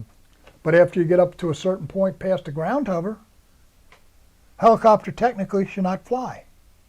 And like I say, we would get another pilot from a fixed wing outfit flying with us just for the fun of it or whatever, and we'd start talking about this stuff. Another thing we used to like to do is when we started taking fire, if we had some grunts in the bird, they always dove on the floor, so we'd stand on top of them. And I'll never forget this one guy says, "Why are you standing on me?" I says, "Because you're laying down, right?" "Yeah." I says, "Which way do the bullets come?" "Up." We had a Marine recon team we worked with all the time, and there was a canine with that. Well, that canine adopted me in my helicopter. Soon as we'd land, there could be 4, 5, 6, 10 Hueys land. He'd come charging out, jump up in the back of my chopper and lay down on the seat. And he'd just lay there till we went on the mission. So his handler was always in my chopper with me, and we had more fun with that shit. How do you pronounce that? That's Keehaw. Keehaw? That was this was the person that took this picture. Somehow he inserted that.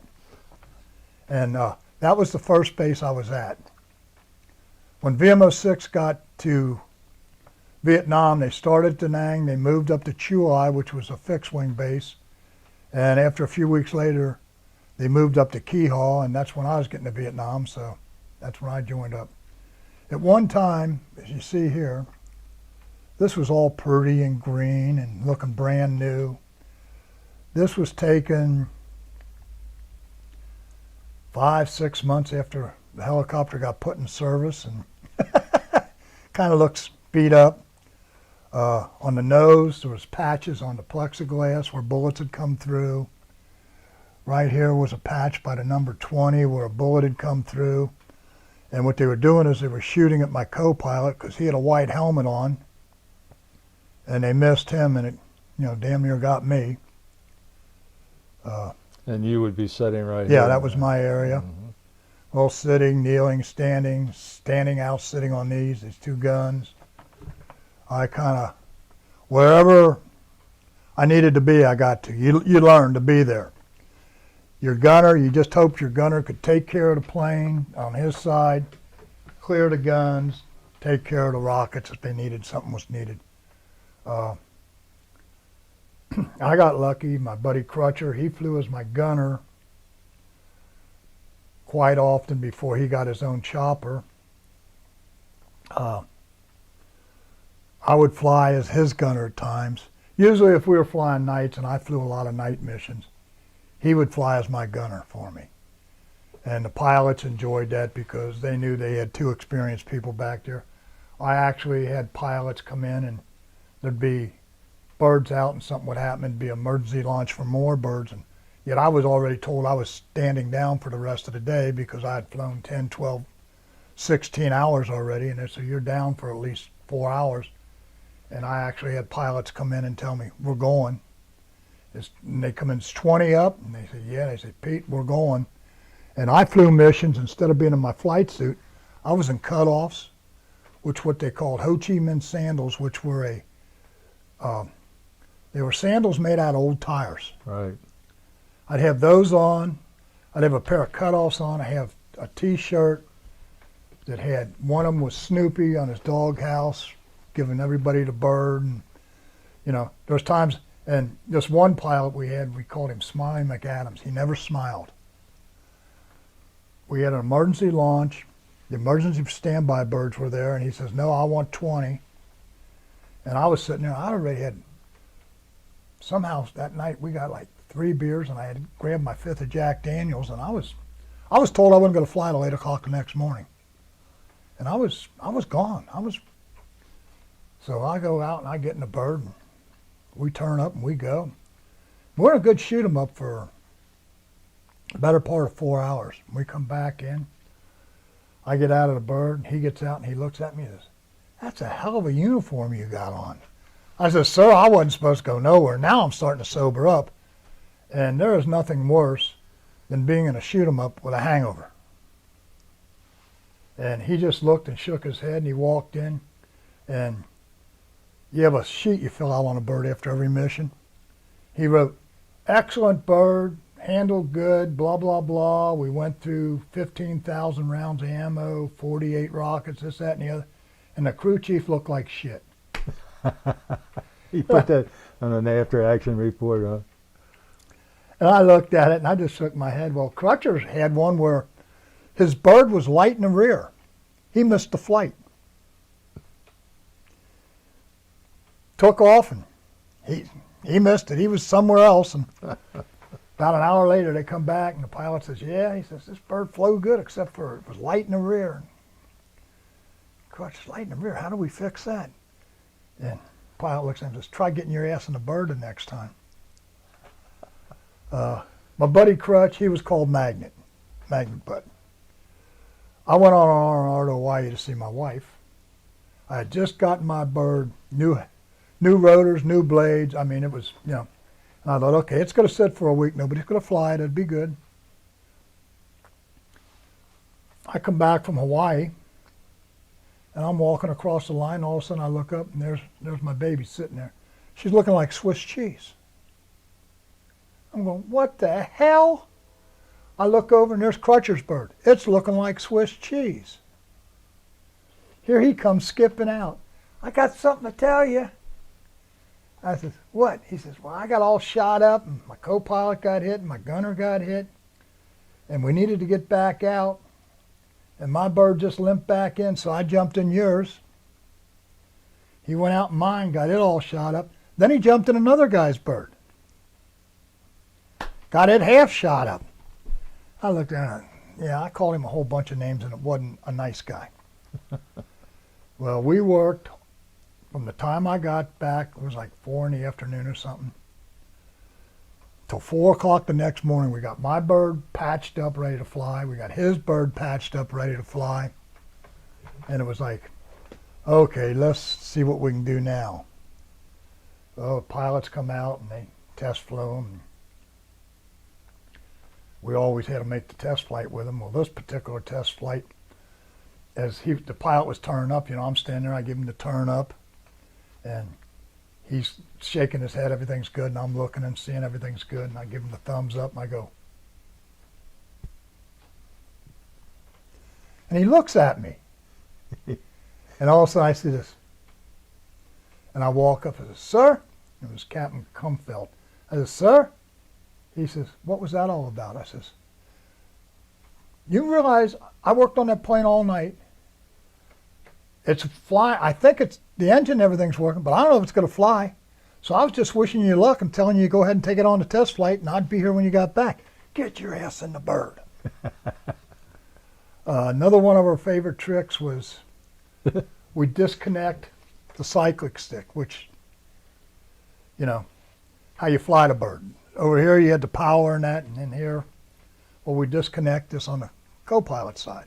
It was just one big bolt.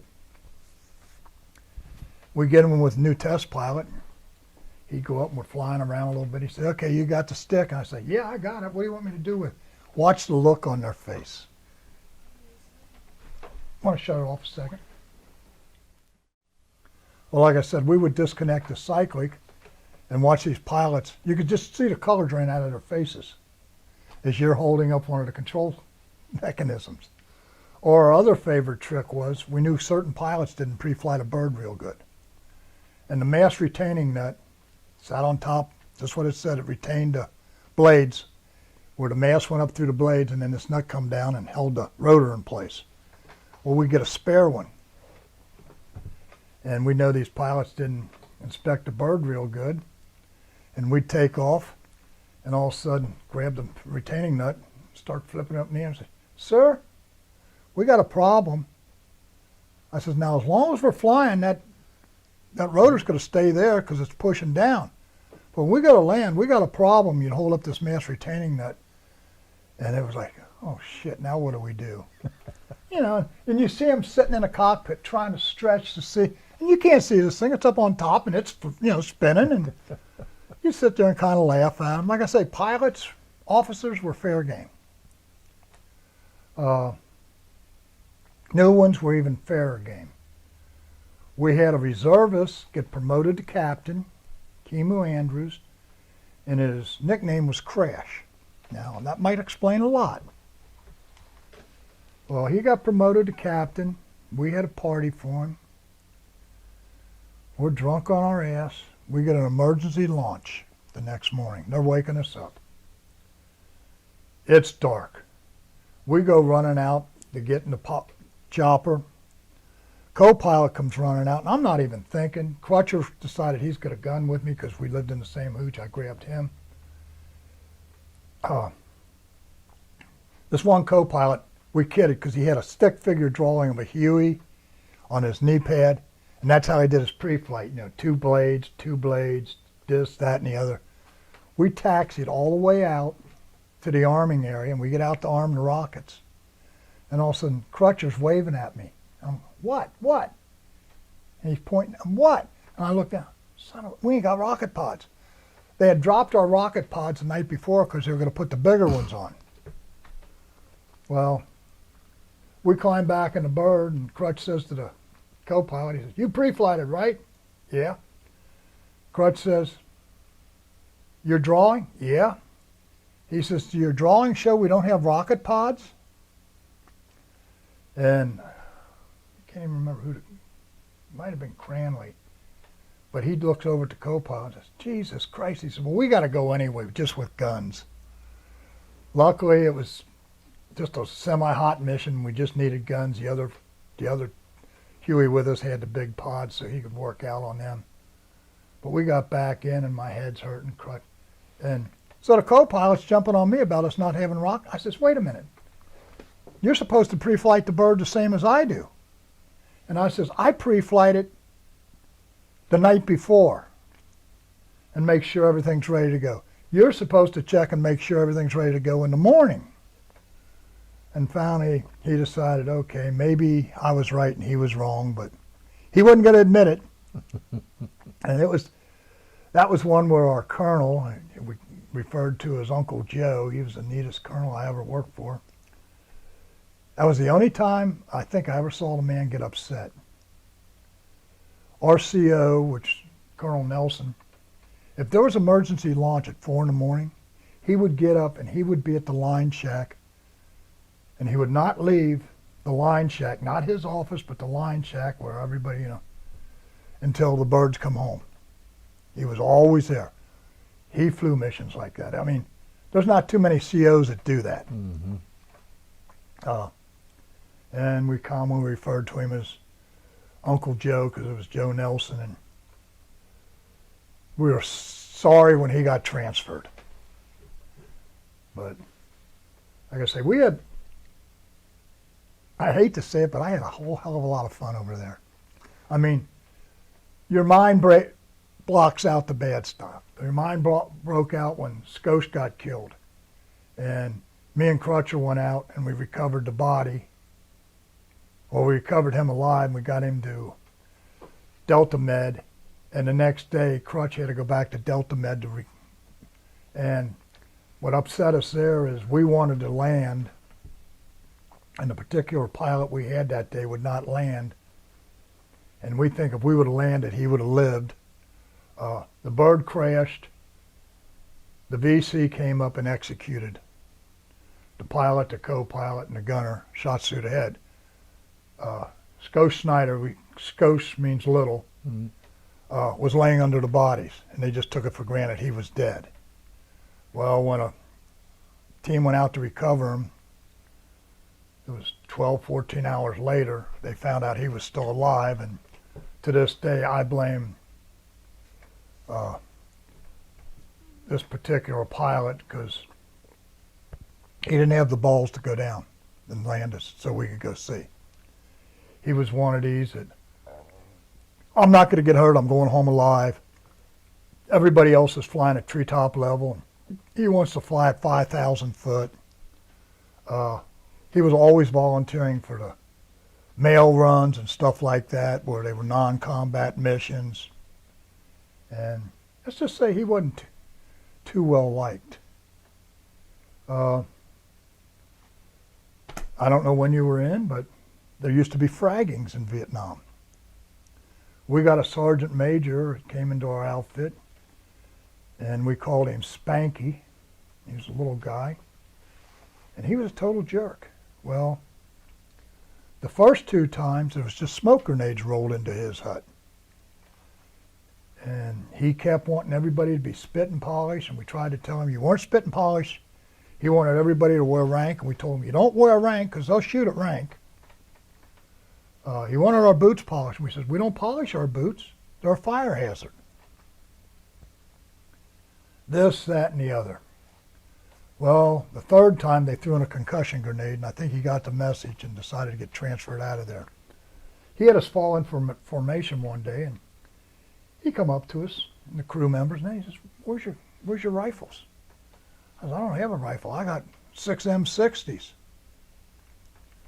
Well, you were issued a rifle when you come to Vietnam. I says, yeah. I said, I gave it away.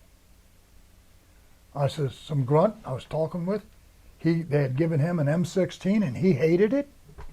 I gave him my M14 because that's when they came out with the M16s, what everybody referred to as the Matty Mattel toys, because Matty Mattel actually put and they always malfunctioned, so I gave the guy my M16, or my M14. I did carry a pump sawed-off shotgun they gave me a 38 snub nose, which I didn't never figured out why they gave us crews those, because they wouldn't, Couldn't hit that. I mean, what are you going to do with a 38 snub nose revolver? Right. So I talked to a guy that was going home. I bought his sawed-off shotgun from him, and I carried that as my sidearm. Like I said, we did so many things that were unregulation, un-Marine Corps. Did you ever get into Saigon? No, I flew in, but that was it. Mm-hmm. The farthest south I got was Tonsonet, which was an Air Force base. Mm-hmm. I heard great things about Saigon. I heard of people down there actually lived like real people. Basically, somewhat in Da Nang, they lived like real people. Now, did you experience any problem with drugs while you were in Vietnam? Not you personally, I mean about people in the areas. We never did because we were too busy flying. Now a bunch of us, six choppers, damn near all got high one day. We had an LZ picked out and they went in and they napalmed it and it happened to be a marijuana field. And we're flying around in that smoke. And finally the one pilot says, I think something's wrong because everybody's starting to get the giggles. And we got the hell out of there, And they actually had to call off the landing and find a new LZ because they said even if they had landed in that ash and kicked it up, it would have been just like the grunts getting involved in it again. No, we drank. Yeah. I lost my train of thought there for a minute. When you're talking about drugs. You was talking about napalm. How often were you around where napalm was used? Every day. Every day? Every day. Matter of fact, there was times that they actually dropped the napalm without detonators in it. So it would hit and spread, and then I'd open up with my 60 with the tracers to ignite it, and that way it got to soak in more. I was around Agent Orange. I helped spray Agent Orange. I have myself and Crutcher and all that, a bunch of others, have the side effects of Agent Orange. They are a heart attack. I've had that. Diabetes, I have that. I lost all my teeth. Cataracts. I went to the VA about it. My buddies are going and they're getting like $800 a month. Well, I went up there and I found out I had to give up my private physicians. I have to go to VA doctors. And I thought, nah, for $800 a month, I would rather have my own heart specialist, my own private doctor, and Yeah. So, yeah, I was around napalm. I saw the Air Force drop it, the Marine Corps dropped it, the Navy. It was a very impressive weapon. especially during Tet of '68 when they were flying around, dropping it just outside the wire at Quezon. I mean, they were dropping it within 50 yards of friendlies. They'd say we're coming in, everybody would lay down, get as flat as they could, and they dropped a napalm in that. It's not a pleasant thing to smell. You never forget that smell. Now, this Agent Orange, is that what you called it when you spread it over? Yeah, that's what it was called, Agent Orange. You had no idea. Nobody though, did. The effects of it, though. All I knew is it killed everything it touched on that was plant life. But I don't think anybody had any. We didn't wear masks. We didn't wear gloves. You know. Mm-hmm. We put a 55-gallon drum in the back of our Huey, and they'd run a hose down. And when we get over to target, I'd throw a valve, and it just let it drain out of the 55-gallon drum out of this garden hose. And Mm-hmm. Now, our government today in 2016, do they recognize and compensate our men that suffer those effects? yeah, no, Yeah, no. mostly no. Our government doesn't recognize or compensate anybody. When I was in Vietnam, it was called combat fatigue you'd get. Mm-hmm. Now it's what, post-traumatic stress. PTSD, yeah. It's that now. When I think of our government, the way they treat the veterans, I'm sorry. Like I say, when I came home from Vietnam, I was still in the military, but I wore civilian clothes anytime I was off base. Because I was spit on, I was called everything under the sun. You know, Uncle Sam, if they'd spend half as much time working with the veterans as they do with all this other goofy garbage they give foreign aid and everybody else they're giving money to, things would change. But it never will, because politicians are what they are, politicians. Yes, we've experienced that in a lot of different interviews. If Where the men that have the same answers as you do about that. I said- made a mistake. We were back here a couple months, and Crutcher calls me one night. I'd become a cop. Crutcher went to work for Cincinnati Bell. He says, let's go to this Vietnam Veterans Association meeting. I was okay. I said, I might be able to handle that. Because I was made a member of a VFW over in Kentucky. When you were active, a friend of my dad's was a member there, and he mentioned me. Which one was that? It was over in Covington. Kelly Furnish? I don't know. I'd have to. It's been so long since I looked at cards and that. But I think that was it. But anyway, they would adopt active duty members, and this guy was a member, and he told them about me, and so I became a member for life because of active duty there. And you know, I went to a couple of those when I got home, and it was kind of somewhat like a party atmosphere. And the World War II guys talk World War II guys together, and the Korean War guys, and the Vietnam vets. And there'd be a little interchanging at the bar and that, and what have you. But Crutch says, come on, Northside has a Vietnam veterans. Let's go to that. And Crutch lived in Clifton, I lived here, and I says, okay, we'll go. It was a pity party. Mm-hmm. All it was is, woe is me, woe is this. And I'm thinking, no, this ain't the way it should be. You're supposed to be picking each other up. And if you have a problem, you know, help each other. Then I started hearing about all the stuff with the Vietnam vets being homeless, living in, doing this. I thought, no, those were the weak ones. They were going to do this. I don't care if they went to Vietnam or not. They were going to be this person that used drugs or was homeless, this, that, or the other because of bad potty training or their mother didn't feed them right or something. These were weak people. Just about everybody I knew that came back from Vietnam became a productive citizen. You said you became a cop. Where? Cincinnati. I was a Cincinnati cop for 27 years.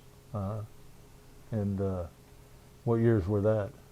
1971 through, well, count my military time, I retired in 1994. I retired when I was 48 years old. Mm-hmm.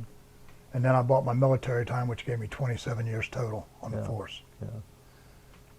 Al Hammond. Did you know Al Hammond? Oh, did I know Big Al? Hell yes. Everybody knew Al.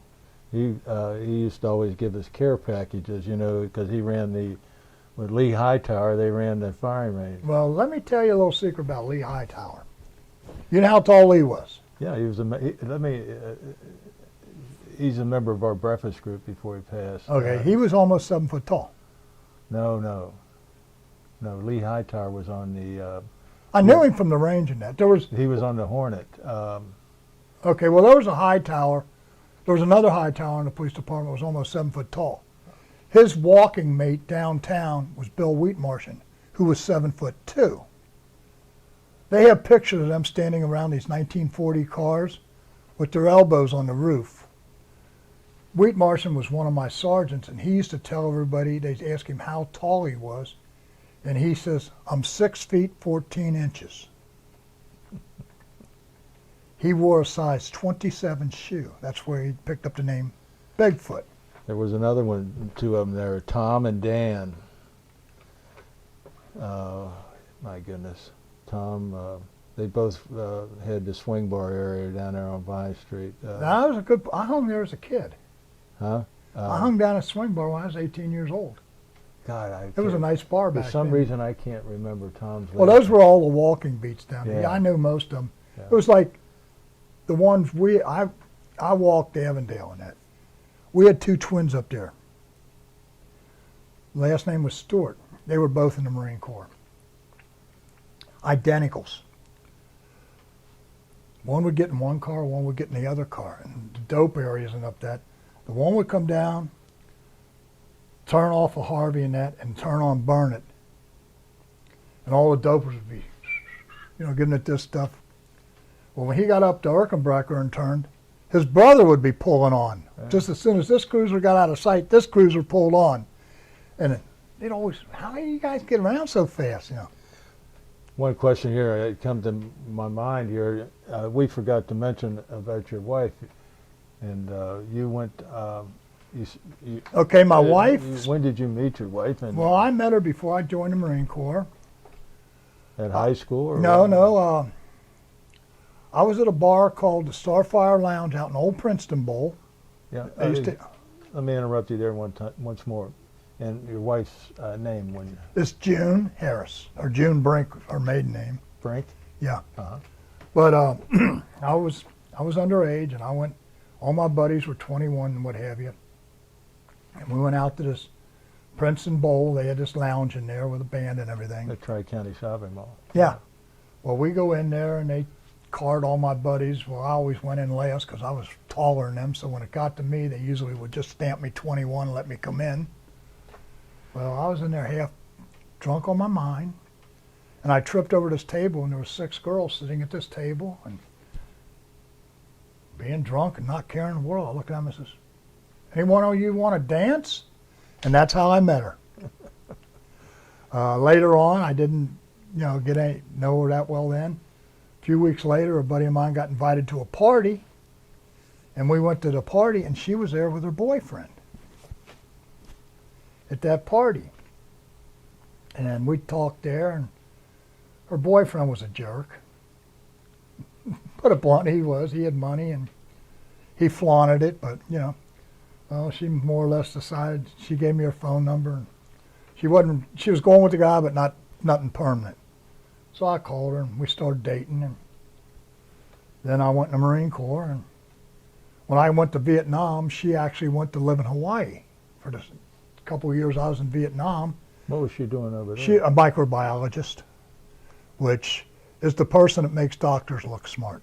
Right. She's the one that looks through the microscope and runs all the tests to find out what's wrong with you, and then she tells the doctor, and he says, "Well, you take 2 aspirin and call me in the morning or Yeah. whattever." Who's she working for? At that time, she was in a hospital over there. When she came back here, she worked at Christ for a while. She worked for Shriners for a couple years. And then she got into the Mercy system. She worked Mercy Hamilton till they closed, and then she went up to Mercy Mount Airy and worked there until she retired. So you're corresponding by mail then? Well, that, and then she's in Hawaii, and my outfit, you actually got an R. Most outfits, you were lucky if you got one R&R while you're in Vietnam. Our outfit, you could get an R&R every month because we flew so much. Our colonel would get all these extra R&Rs for us, the one I called Uncle Joe. Right. And about every other month, I get to Hawaii to see her. Outstanding. Yeah, it was funny is we had a bunch of pilots from our outfit coming to Vietnam, coming to Hawaii to meet their wives and that, and they'd call her up to find out what bars to go to and where to go to eat and stuff like that. Or like the one day I'm sitting on the back deck smoking a cigarette and drinking a carton of milk, and 4 of my pilots walk up with their wives. Well, she was at work, so, you know, I was, okay, I'll go drinking with you guys. I don't care. And I know you kind of looked at me when I said drinking a carton of milk. That was the thing I missed most in Vietnam, milk. And then my parents knew a doctor stationed at the Navy base there. He was a brain surgeon. He met us a couple times. He got us on one of the boats to go out to the Arizona, which if either one of you gentlemen have ever done the Arizona, you know what it is. Yes.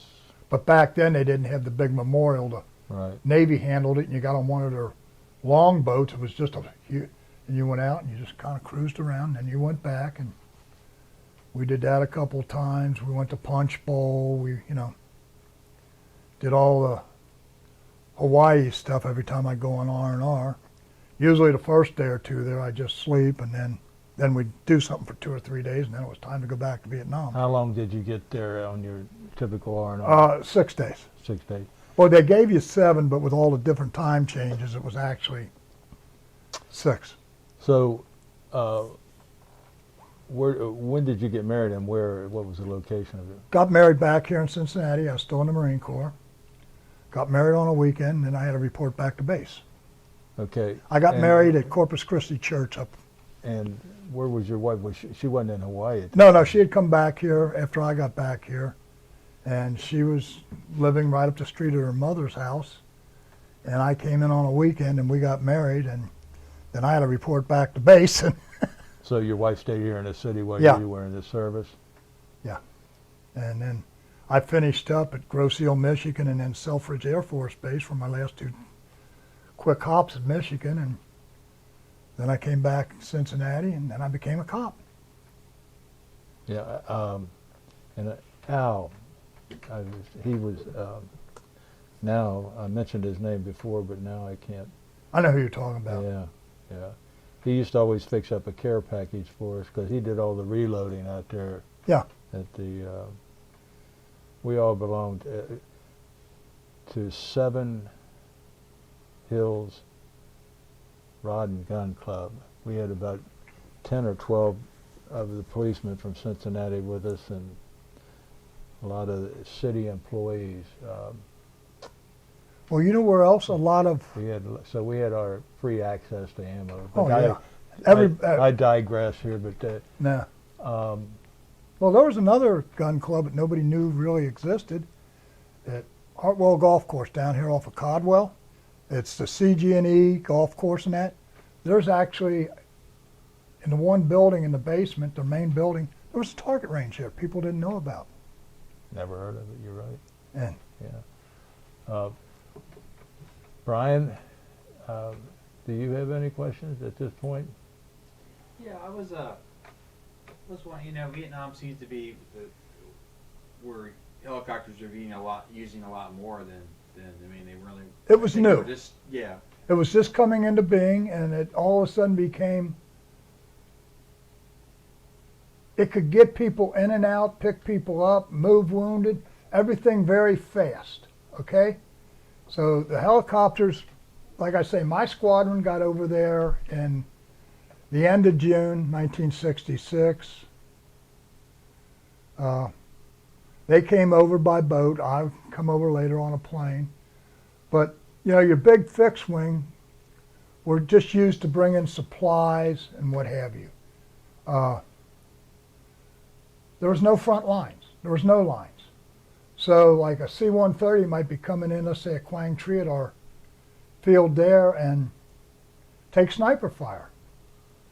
We had two guys we called one-shot Louis. Every night when we go out on a mission, they'd take a shot at us. When we're coming in, they'd take a shot at us. Well, the one night, my pilot says, "This is bullshit." He says, "Pete, you know where they shoot from?" I says, "Yeah, it's right over there. It's a little Buddha place, you know." I says, "They're both in there."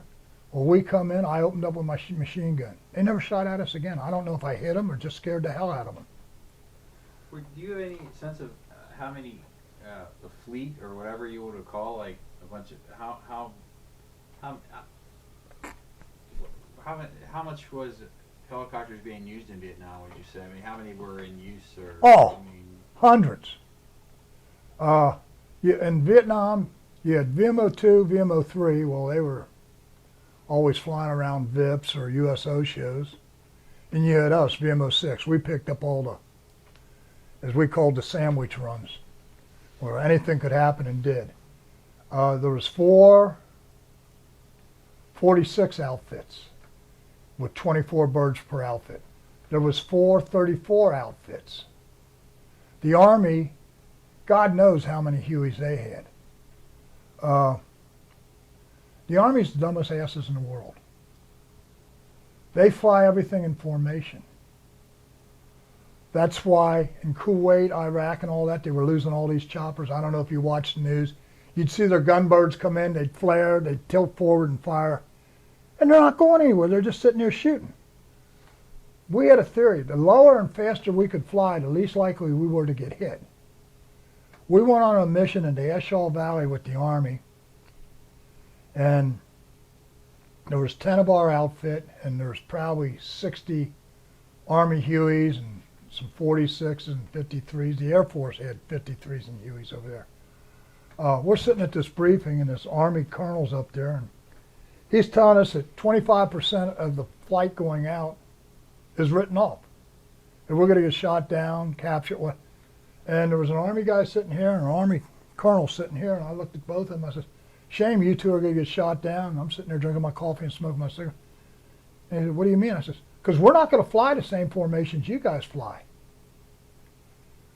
VMO6 people, we're going to fly so damn low to the ground that we're liable to be sucking up straw into our intakes or be below the palm trees." I actually took 2 hits of my greenhouse flying at sea level. The greenhouse is on top of you. That means we were lower in the palm trees the snipers were in, and they were shooting down at us. But the Army's idea is, oh, we're going to make this neat V formation. You know, we're going to go in and flare and sit down. And no, we didn't do it that way. And that's why the Army guys on the ground called us in over their own gunships, because they knew we were going to be low and fast and we were going to do the job. So. And the base that you were at, was that a Marine base? Or Yeah. What was it? Yeah. So how big was that? Okay, Keehaw was the larger of the bases we were at, and it actually had 234 squadrons, 246 squadrons, and us. When we moved to Phu-Bai, it was 146 squadron, 134 squadron, and us. When we moved to Quang Tri, it was 146 squadron and us, because now we're up at the DMZ. What do you mean by 46? 46 is a cargo helicopter. It's a big, with 2 props on top. Okay. The Army flies 47s, and we flew what 46. It's just, I am not sure the difference. And like I say, the 34s were the ones that looked like giant frogs with the big nose and the wheels that came down, the struts, and the pilot sits way up high. But as the farther north we moved, the smaller the number of aircraft were there. And was it kind of like, were you just like in tents, like you see like? Now we were in what they called hooches. And what they were 2x4s that we stole and screens that we stole. And we got the Seabees come in and they built a frame and they'd put the screen around and they put in 2 doors and put in a kick-out panel, and we'd go get some corrugated metal put on for a roof, and that's what we lived in. And we lived higher than most people. Most of us had bunks. We had a LST on the first New Year's Eve I was over there, wash up on the rocks and get stuck. Well, after about a month of the Navy trying to get this LST off the rocks, they gave up on it and they were going to come in and salvage it. Well, they made the mistake and left it unattended. And it was right below our area in Vietnam in Key Haw. Well, we immediately had people go down. We stripped out the bunks. We stripped out the officers' quarters with their beds. We stripped out any coolers we could strip, washing machines, generators, you name it. We salvaged it. Well, when the Navy came back, it was like, what the hell happened? But like our CO, he had a big bed with a real mattress. We had mattresses on our beds instead of sleeping on what they called rubber ladies, which was nothing but an inflatable rubber raft. You know, those little rubber mattresses. Mm-hmm. That's what most of the people over there, some of them slept on those on a cot. Well, our outfit, we all got beds that we took off the ship and mattresses and pillows and So your Key Haw was right there at the coast then? yeah. Matter of fact, when I golfed down at the golf course, there was a guy come up one day and we were talking. He was a sailor on that ship. The LSD? Yeah. Oh, He was a sailor and he's taught. I says, I remember that thing because we went to bed on a New Year's Eve and we woke up the next day and there's a damn boat in our backyard. And he says, that was a ship. I'm sorry, Navy. I'm sorry to interrupt you, Brian. Well, I was wondering, did you have much problems when you had to repair the helicopter, getting stuff like supplies or equipment to repair it, or tools? Or Like I say, we stole a lot of stuff from the Army. What was theirs was ours if we could get it. We would cannibalize one helicopter to get 3 helicopters flying if we had to. And then when the parts came in, we'd fix that one again, or when we could get another Huey, if the Army set down somewhere, we'd go get it and bring it. If we had to fly it back under a 53, or we could fly it back on its own, and then strip it out, and you put what we didn't need, put spare parts away till somebody did need them. What's yours was ours, and what's ours was ours. This is the way it went. If you made the mistake and landed and decided your helicopter wasn't safe to fly, we were going to get it and get every part off of it we could use. And that's how we kept helicopters flying, and that's why we actually had more helicopters than our squadron was supposed to have. Well, was weather much of a factor? Not to our squadron. We took off in the fog where you couldn't see from me to you. We took off in rain where you couldn't see from me to you. We went on medevacs where we couldn't see until we were 50 feet before we hit the ground. I mean, you know, my pilots were the craziest asses in the world, and God love every one of them, because except for a couple of them. Well, like I stated earlier, in that we begged, borrowed, and stole so much stuff. We had one pilot that somehow he came up with a big forklift. We went to an Army area, and he knocked the fence down, went in with that forklift, stole a whole pallet of beer. You know, that's how our outfit operated on. And every colonel we had, as our COs and our XOs and that, they just let us go. We had a kid in the outfit, his dad was in the Navy and flew submarine hunters out of Japan. Well, he would fly in once a week so he could get his combat pay, and he'd bring us a couple pallets of Orient beer. Stuff had a kick to it. We had some Air Force guys come in for a few hours so they get their combat pay. We had some goofy pilots in my outfit actually fly as my gunner because they wanted crew wings. There was 4 pilots in our outfit that had crew wings besides their pilot wings because they thought it was cool. So they actually went out and earned their 10 combat missions to get, stuff like, and that's just basically how our outfit worked. A lot of people kid around it. We were a combination of F Troop, Hogan's Heroes, what was that one? McHale's Navy. That Oh my God. it was just a bunch of. Nobody cared. We didn't. Well, you obviously cared about your job, but Well, we were great at our job, but nobody cared about. Like I say, if you got a chicken shit medal, Purple Heart, the next one you earned. It was a given in our outfit. If you just got something, small, you didn't get a Purple Heart for that. Like I said, when I got hit, technically I could have gotten a Purple Heart. I didn't. My buddy Crutcher, as I mentioned many times, he saved my life. Co-pilot got hit. I'm working on the co-pilot. I'm leaning over. He stands up to help me. He takes one right in the ass. It would have hit me right in the head. We're back in the States. He's in Quantico. Invited to this party with all muckety-mucks and politicians and what have you. And we just happened, my pilot wanted to fly to Quantico that weekend to see somebody. So I went with him. So I meet Crutch and he goes to this party. And there's these young ladies around. And one of them says, well, did you ever get shot in Vietnam? And Crutcher looked right at her and says, yeah, I took one in the right cheek. And all 3 girls were looking at his face and that. And he said, boy, they did an amazing job. He says, oh, no. He drops his pants right at this party and says, right here. Well, we were asked to leave. But, Well, you mentioned he was from Cincinnati. Did you know him before, or did you meet him there? And yes, find out you were yes and no. We went to some of the same parties here in Cincinnati. We knew some of the same people when we were at those parties in high school and stuff. Well, we're in Vietnam. I'm there about a week, and the old Cincinnati Post and Time-Star would mail the daily paper to people in Vietnam free. Well, you'd get a couple weeks late, but still it was the hometown paper. I'm sitting there one day, and I'm smoking a cigarette and drinking a cup of coffee, and I'm reading the paper.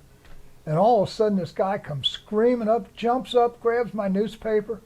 What are you doing with my paper? And he's carrying on. I'm looking, and this guy is maybe 5'10", 5'11", about big around as my little finger.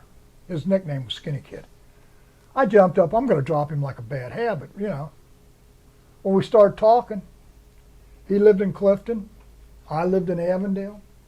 We started talking about schools and parties and found out we hung with some of the same people and that. So that's how I met Crutcher. I was wondering, do you remember your first day in Vietnam? Do you have your first impressions of My first day was when I landed at Da Nang. It was just sheer madness. I had no idea what was going on. Because you landed there, there was supplies being moved, there was people coming in, people going out, one airplane after another, jets taking off. It was just, what? Then all of a sudden they load you on this school bus. It's painted green and it's got screen, wire mesh down the windows. And they're moving you up to Keehaw. And I remember wondering why the screen was there, and then I found out it was keeping people throwing grenades in the window on you. But yeah, the first day was just, you're scared, you're excited. There's just so much going on, it's just a blur. First day or two was just blurs. And then once I settled in the squadron, then it, things started becoming reality and I realized what was going on. Did you have much contact with native Vietnam people? Yeah, when I lived with the Montagnards. Yeah. Oh, yeah, you mentioned them. And also, Why were they were called Mountain Yards?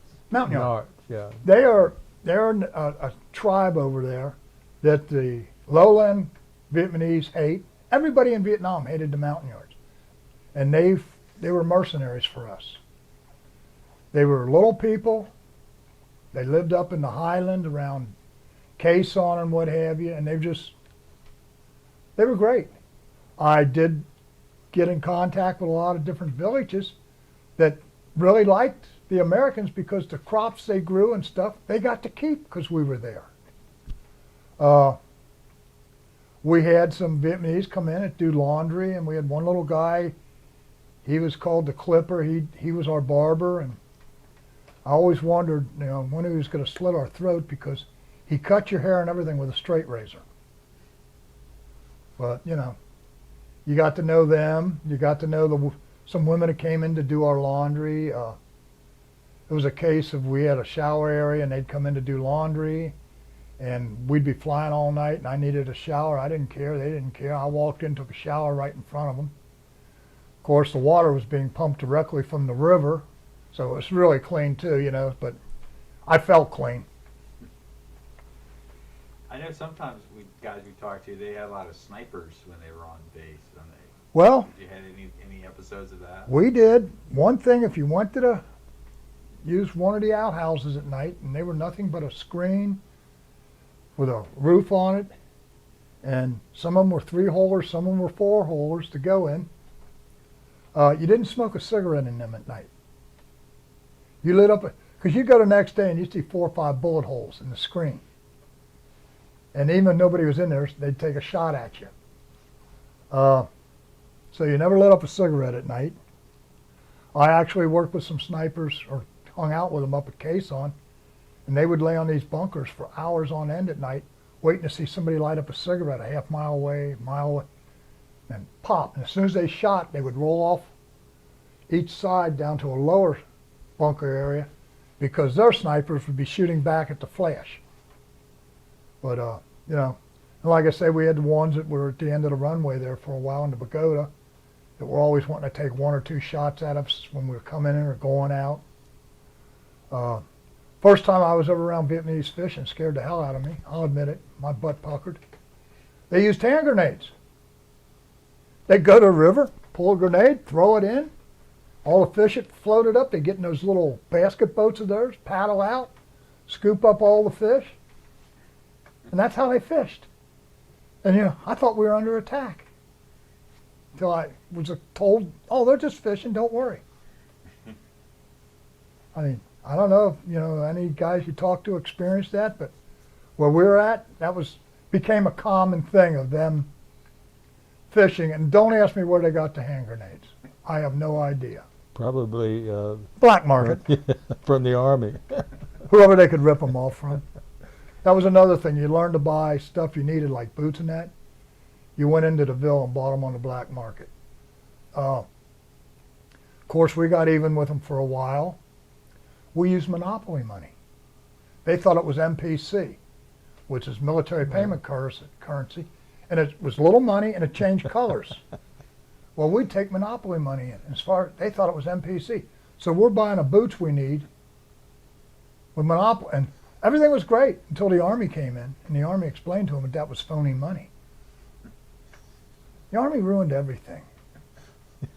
I hate to say it. The Air Force had it made. They had everything. The Army would ruin it, and we'd take it.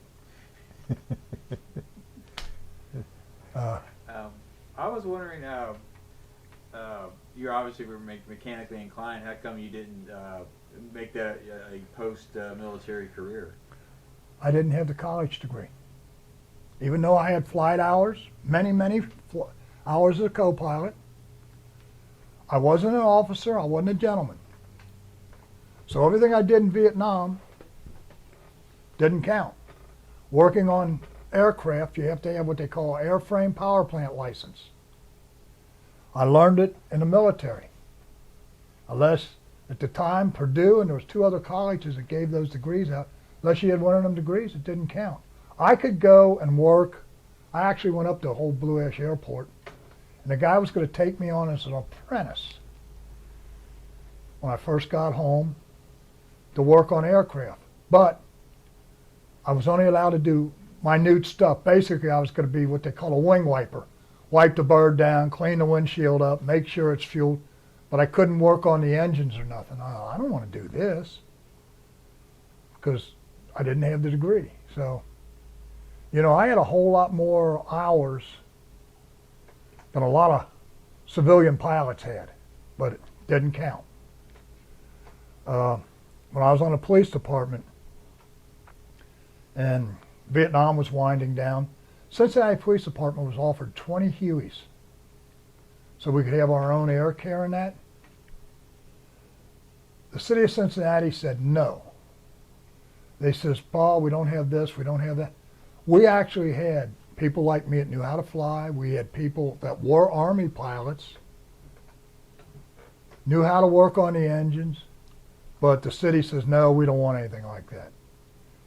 You had like Columbus, I think they took 50 of them. Cleveland took, everybody took them but Cincinnati. Later in life we came up with air care, but you know, back when we could have, no. It was just the way it was, so. Well, how did you end up being a cop? How'd that come about? A bet. I had a job working where my dad worked, and I was driving a truck. And we were sitting in there on a Saturday, and we were bullshitting, me and 3 other drivers. And they had been with the company for 10, 15, 20 years. And I says, man, I ain't gonna do this all my life. And they said, what are you gonna do? I said, I don't know. So I picked up the newspaper, and there was a thing. The city was taking applications for police and firemen. What year would have that been? 70, right after I got out of service. And I says, okay, I'm gonna go take this test. Bullshit, blah, blah, blah. I went down, I took the test. Things progressed, and I was being interviewed by the fire department. I was being interviewed, because back then you just took one civil service test in the police department. Well, finally it got to the police department. They says, you've been accepted. Your academy date starts here. I went back to work. I said, I'm giving you a 2-week notice. I'm quitting. I'm being accepted. I told my dad, and I told these guys I was driving with. He says, what? Yeah, I'm going to be a cop. Well, the funny part was, I was in the police academy a week, and I get a call from the fire department. I had been accepted in their academy. And I didn't know I'd made the wrong choice. Well, I didn't, but, you know, the fireman kind of had it made. On 1, off 2, sleep half the night. But, yeah, I says, well, okay, so that's how I became a cop, on a bet. What year was that? I got on the job in 71. 71. And were you a beat cop? I did it all at one time. I ended up being a supervisor. How you see me now is cleaned up. At one time I had a ZZ Top beard, hair down the middle of my back. I was undercover for many, many years. Oh, were you doing like vice stuff? I worked federal auto theft. I worked the motorcycle gangs. I worked drugs, gambling, liquor. Then I was also a beat cop for several years, and then I was a supervisor as a beat supervisor, and then I was undercover as a supervisor. And when they told me I could retire, I says, I saw the changing of the police department. It was becoming what I called the Charmin police, softer, kindler, gentler. And I was brought up by the old dinosaur cops that would crack you across the ass with their nightstick and tell the little kids get off the street and stuff. And I decided it was time to go. What year did you retire? 1994. Now you ready for this? Yes. Marine Corps on March 13th, which was Friday. Right. Got discharged from the Marine Corps March 13th, which was a Friday. 70. Retired from the police department March 13th. 1994. Which was a Friday. Well, that's 13's my lucky number. It is a lucky number. It has always been. Yeah. What was the date of your marriage? July 12th? 15th. What year?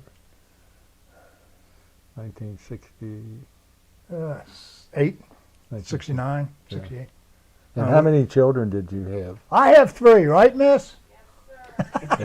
And what are their names? Michelle or Mickey, Melissa or Missy, and Jody. And what were their... I have 3 daughters, and they're all great. All I ever wanted was healthy. Yes. I had people ask me when June was pregnant with Jody, you want a boy this time? And I says, no, I only want healthy. Okay, right. How many grandchildren do you have? 7 plus 1. I have 7 grandchildren, my grandchildren, and Missy has a stepson. But to keep things from being confused, You say he had too many people that wanted to be his grandpas. So you got 8. yeah, so Okay. How about any great grandchildren? no, not yet. My oldest granddaughter will be 19 November the 4th. She shares my birthday. So when she was young, we always had problems because I always was kidding her. Yeah. She couldn't have a birthday till I had mine. Has anybody inherited your height? My oldest Missy, or Mickey, she's quite tall. My grandkids are all getting it. I got a couple granddaughters, they're almost 6 foot. I got a grandson, 6'4", 6'5" now. How tall's Jake? About 5'10"? Probably 5'8", but he's only 13, so. So, Yeah, There. that's pretty good. well, my grandson is 6'4", 6'5" right now. He's a freshman at Elder. He's got a foot that makes my foot look small. He's a puppy, and if he ever grows up to his feet, he's going to be huge. So how'd you keep yourself busy after you retired as a cop? Well, what were you doing? I did some security work for Cincinnati Country Club, and it started out as 12 hours a week, and it progressed and got so big that I actually had to hire her husband and another guy, because and I was still working 30 hours a week over there, and I just worked because my wife was still working at the time. She was a bacteriologist, and so I worked over there and did that, and then I'd pick up other security jobs for members at the club, and I wondered how I used to get everything done and still work, which, you know, I was doing everything I did before I retired, and I was never having enough hours. And then me and her, we started traveling a whole bunch. When she was getting near ready to retire, we were taking 5, 6, 7 vacations a year, traveling to all the national parks and everything in Cincinnati, or in Ohio and Kentucky and all across the nation. Mm-hmm. Save your money. You must go to Alaska. And when you go, take the trains. It's fabulous. The next choice is Yosemite Falls. The next choice is the Tetons and Yellowstone. Key Largo.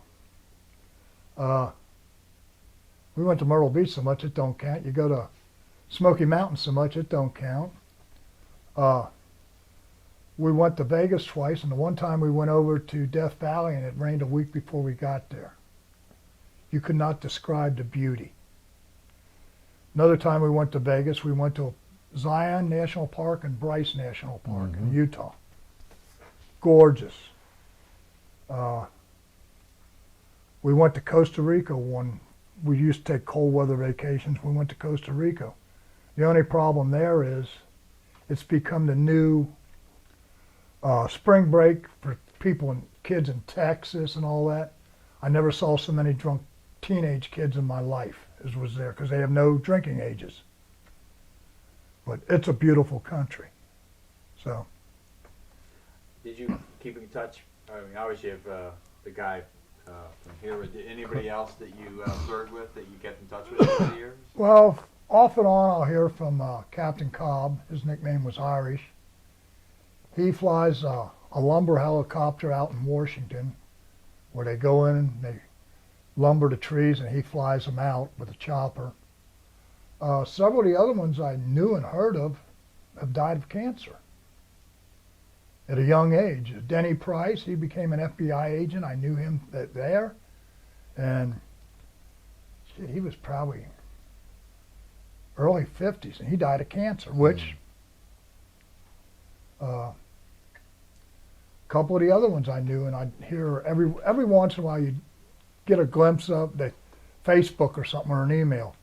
There's a guy, Art Friend, he goes by Alpha Golf, and his Alpha Golf 9 because his chopper was 7, his chopper was 7. I hear from him maybe once every 3-4 months. He became a lifer in the Marine Corps, and he worked his way up to Lieutenant Colonel. But he has so many concussions and has so many broken bones, he can't move around anymore. He was involved in at least a dozen crashes in Vietnam in choppers. A couple of the other ones, there was a guy by the name of Dennis Elam. When I first got back to Cincinnati, he was from this area. I heard from him. Pete Green, he was from Cincinnati. Matter of fact, I went to boot camp and then Vietnam with him. Heard from him off and on, but he lives up in New England, and we were at one time planning to go into New England to, see the flower or the changing of the leaves and everything. I got to see a whole bunch of them a couple years ago at Quantico. We had a memorial. Everybody kicked in and built a memorial for the people that died in VMO6, including the old pilots from Korean War. And VMO6 was back in World War II in Korea. And I got to see a whole bunch of them then. The end of July, there was what they call Papa Smoke, which is a helicopter combat pilots or crew association of Marines. Every 2 years they have a reunion. Well, this year it was in Jacksonville, and we were having our 60th reunion, or 50th reunion at the same time with Papa Smoke. And that's when I found out at least 30 to 35 more guys that I knew have passed away in the last few years. Rolling Thunder, I take it you've heard of that. B-52s. That's where it started from, but here in the States, Rolling Thunder is motorcycles, is Harleys. And what it was That's right, yeah. was a bunch of Marine Vietnam veterans that decided that things were going sideways, and everybody met and they got on their bikes and rode to Washington. They rode through the middle of Washington down through the whatever that were, the mall area and then rode over to the wall. Well, the first year or so it had 5, 6, 7,000 motorcycles. This past year it was supposedly, rumor has it, had over 1 million motorcycles. Several years ago, this Marine, he was in dress blues coming from somewhere, and he saw them coming by. He went and stood on an island at attention for 7 hours, like this, watching all the bikes come through. Since then, he is retired, but he still stands there in his blues, and another guy has joined him because it takes almost 12 hours from the time you leave the start area till you get to the finished area. Your top speed is 3 to 4 miles an hour. They come through Columbus on their way to Washington every year, a day or two before Memorial Day. And they'll come through in groups of 1,000, 1,500. And Columbus police and that actually escort them through on the interstates when they come through. Are they also part of the guys who do the funeral procession? They do. Well, some of those are those, and some of them are just the Patriot Guard. And those are all your ex-military. There's Rolling Thunder is just a conglomerate. They've accepted anybody that wants to ride in it now to pay tribute. Like I say, at first it was just Marine veterans that did it. If you ever get a chance to do it, you're never going to see anything like it. That's all I can tell you. It's loud, and it's just amazing. The Marine Corps has several different motorcycle clubs, and they have one that rides out of Rickenbacker. You probably Columbus. know. Yeah. Outside of Columbus, you know it Columbus, well. right. Well, that's where Lima Company was stationed. All those Marines that got killed at one go in Iraq. So there's a club up there, a membership, and I've gotten information wanting to know if I wanted to join in that, because I rode at one time. But we were up there flying out of Rickenbacker, and they were having a meeting, and I saw all these guys coming in, and I guess you can tell the difference of the veterans. Somebody said one time, you see the World War II vets, and they're still kind of clean cut, but you see the Korean War vets, and they all got little beards or something. And you see the Vietnam vets, and we all got the ponytails and the big beards, and you know what? It's true. But I just want to thank you two for letting me do this, and Well, you know what? it's one of the few times I've talked to non-ex people I were around about my experience. Well, And I want to thank you again. I want to thank you, and thank you for allowing this interview, and thank you for your patriotic Well, service to our country. well, as I tell people, don't thank me. Find the relatives of people that didn't come home and thank them. Those are the ones that should be thanked.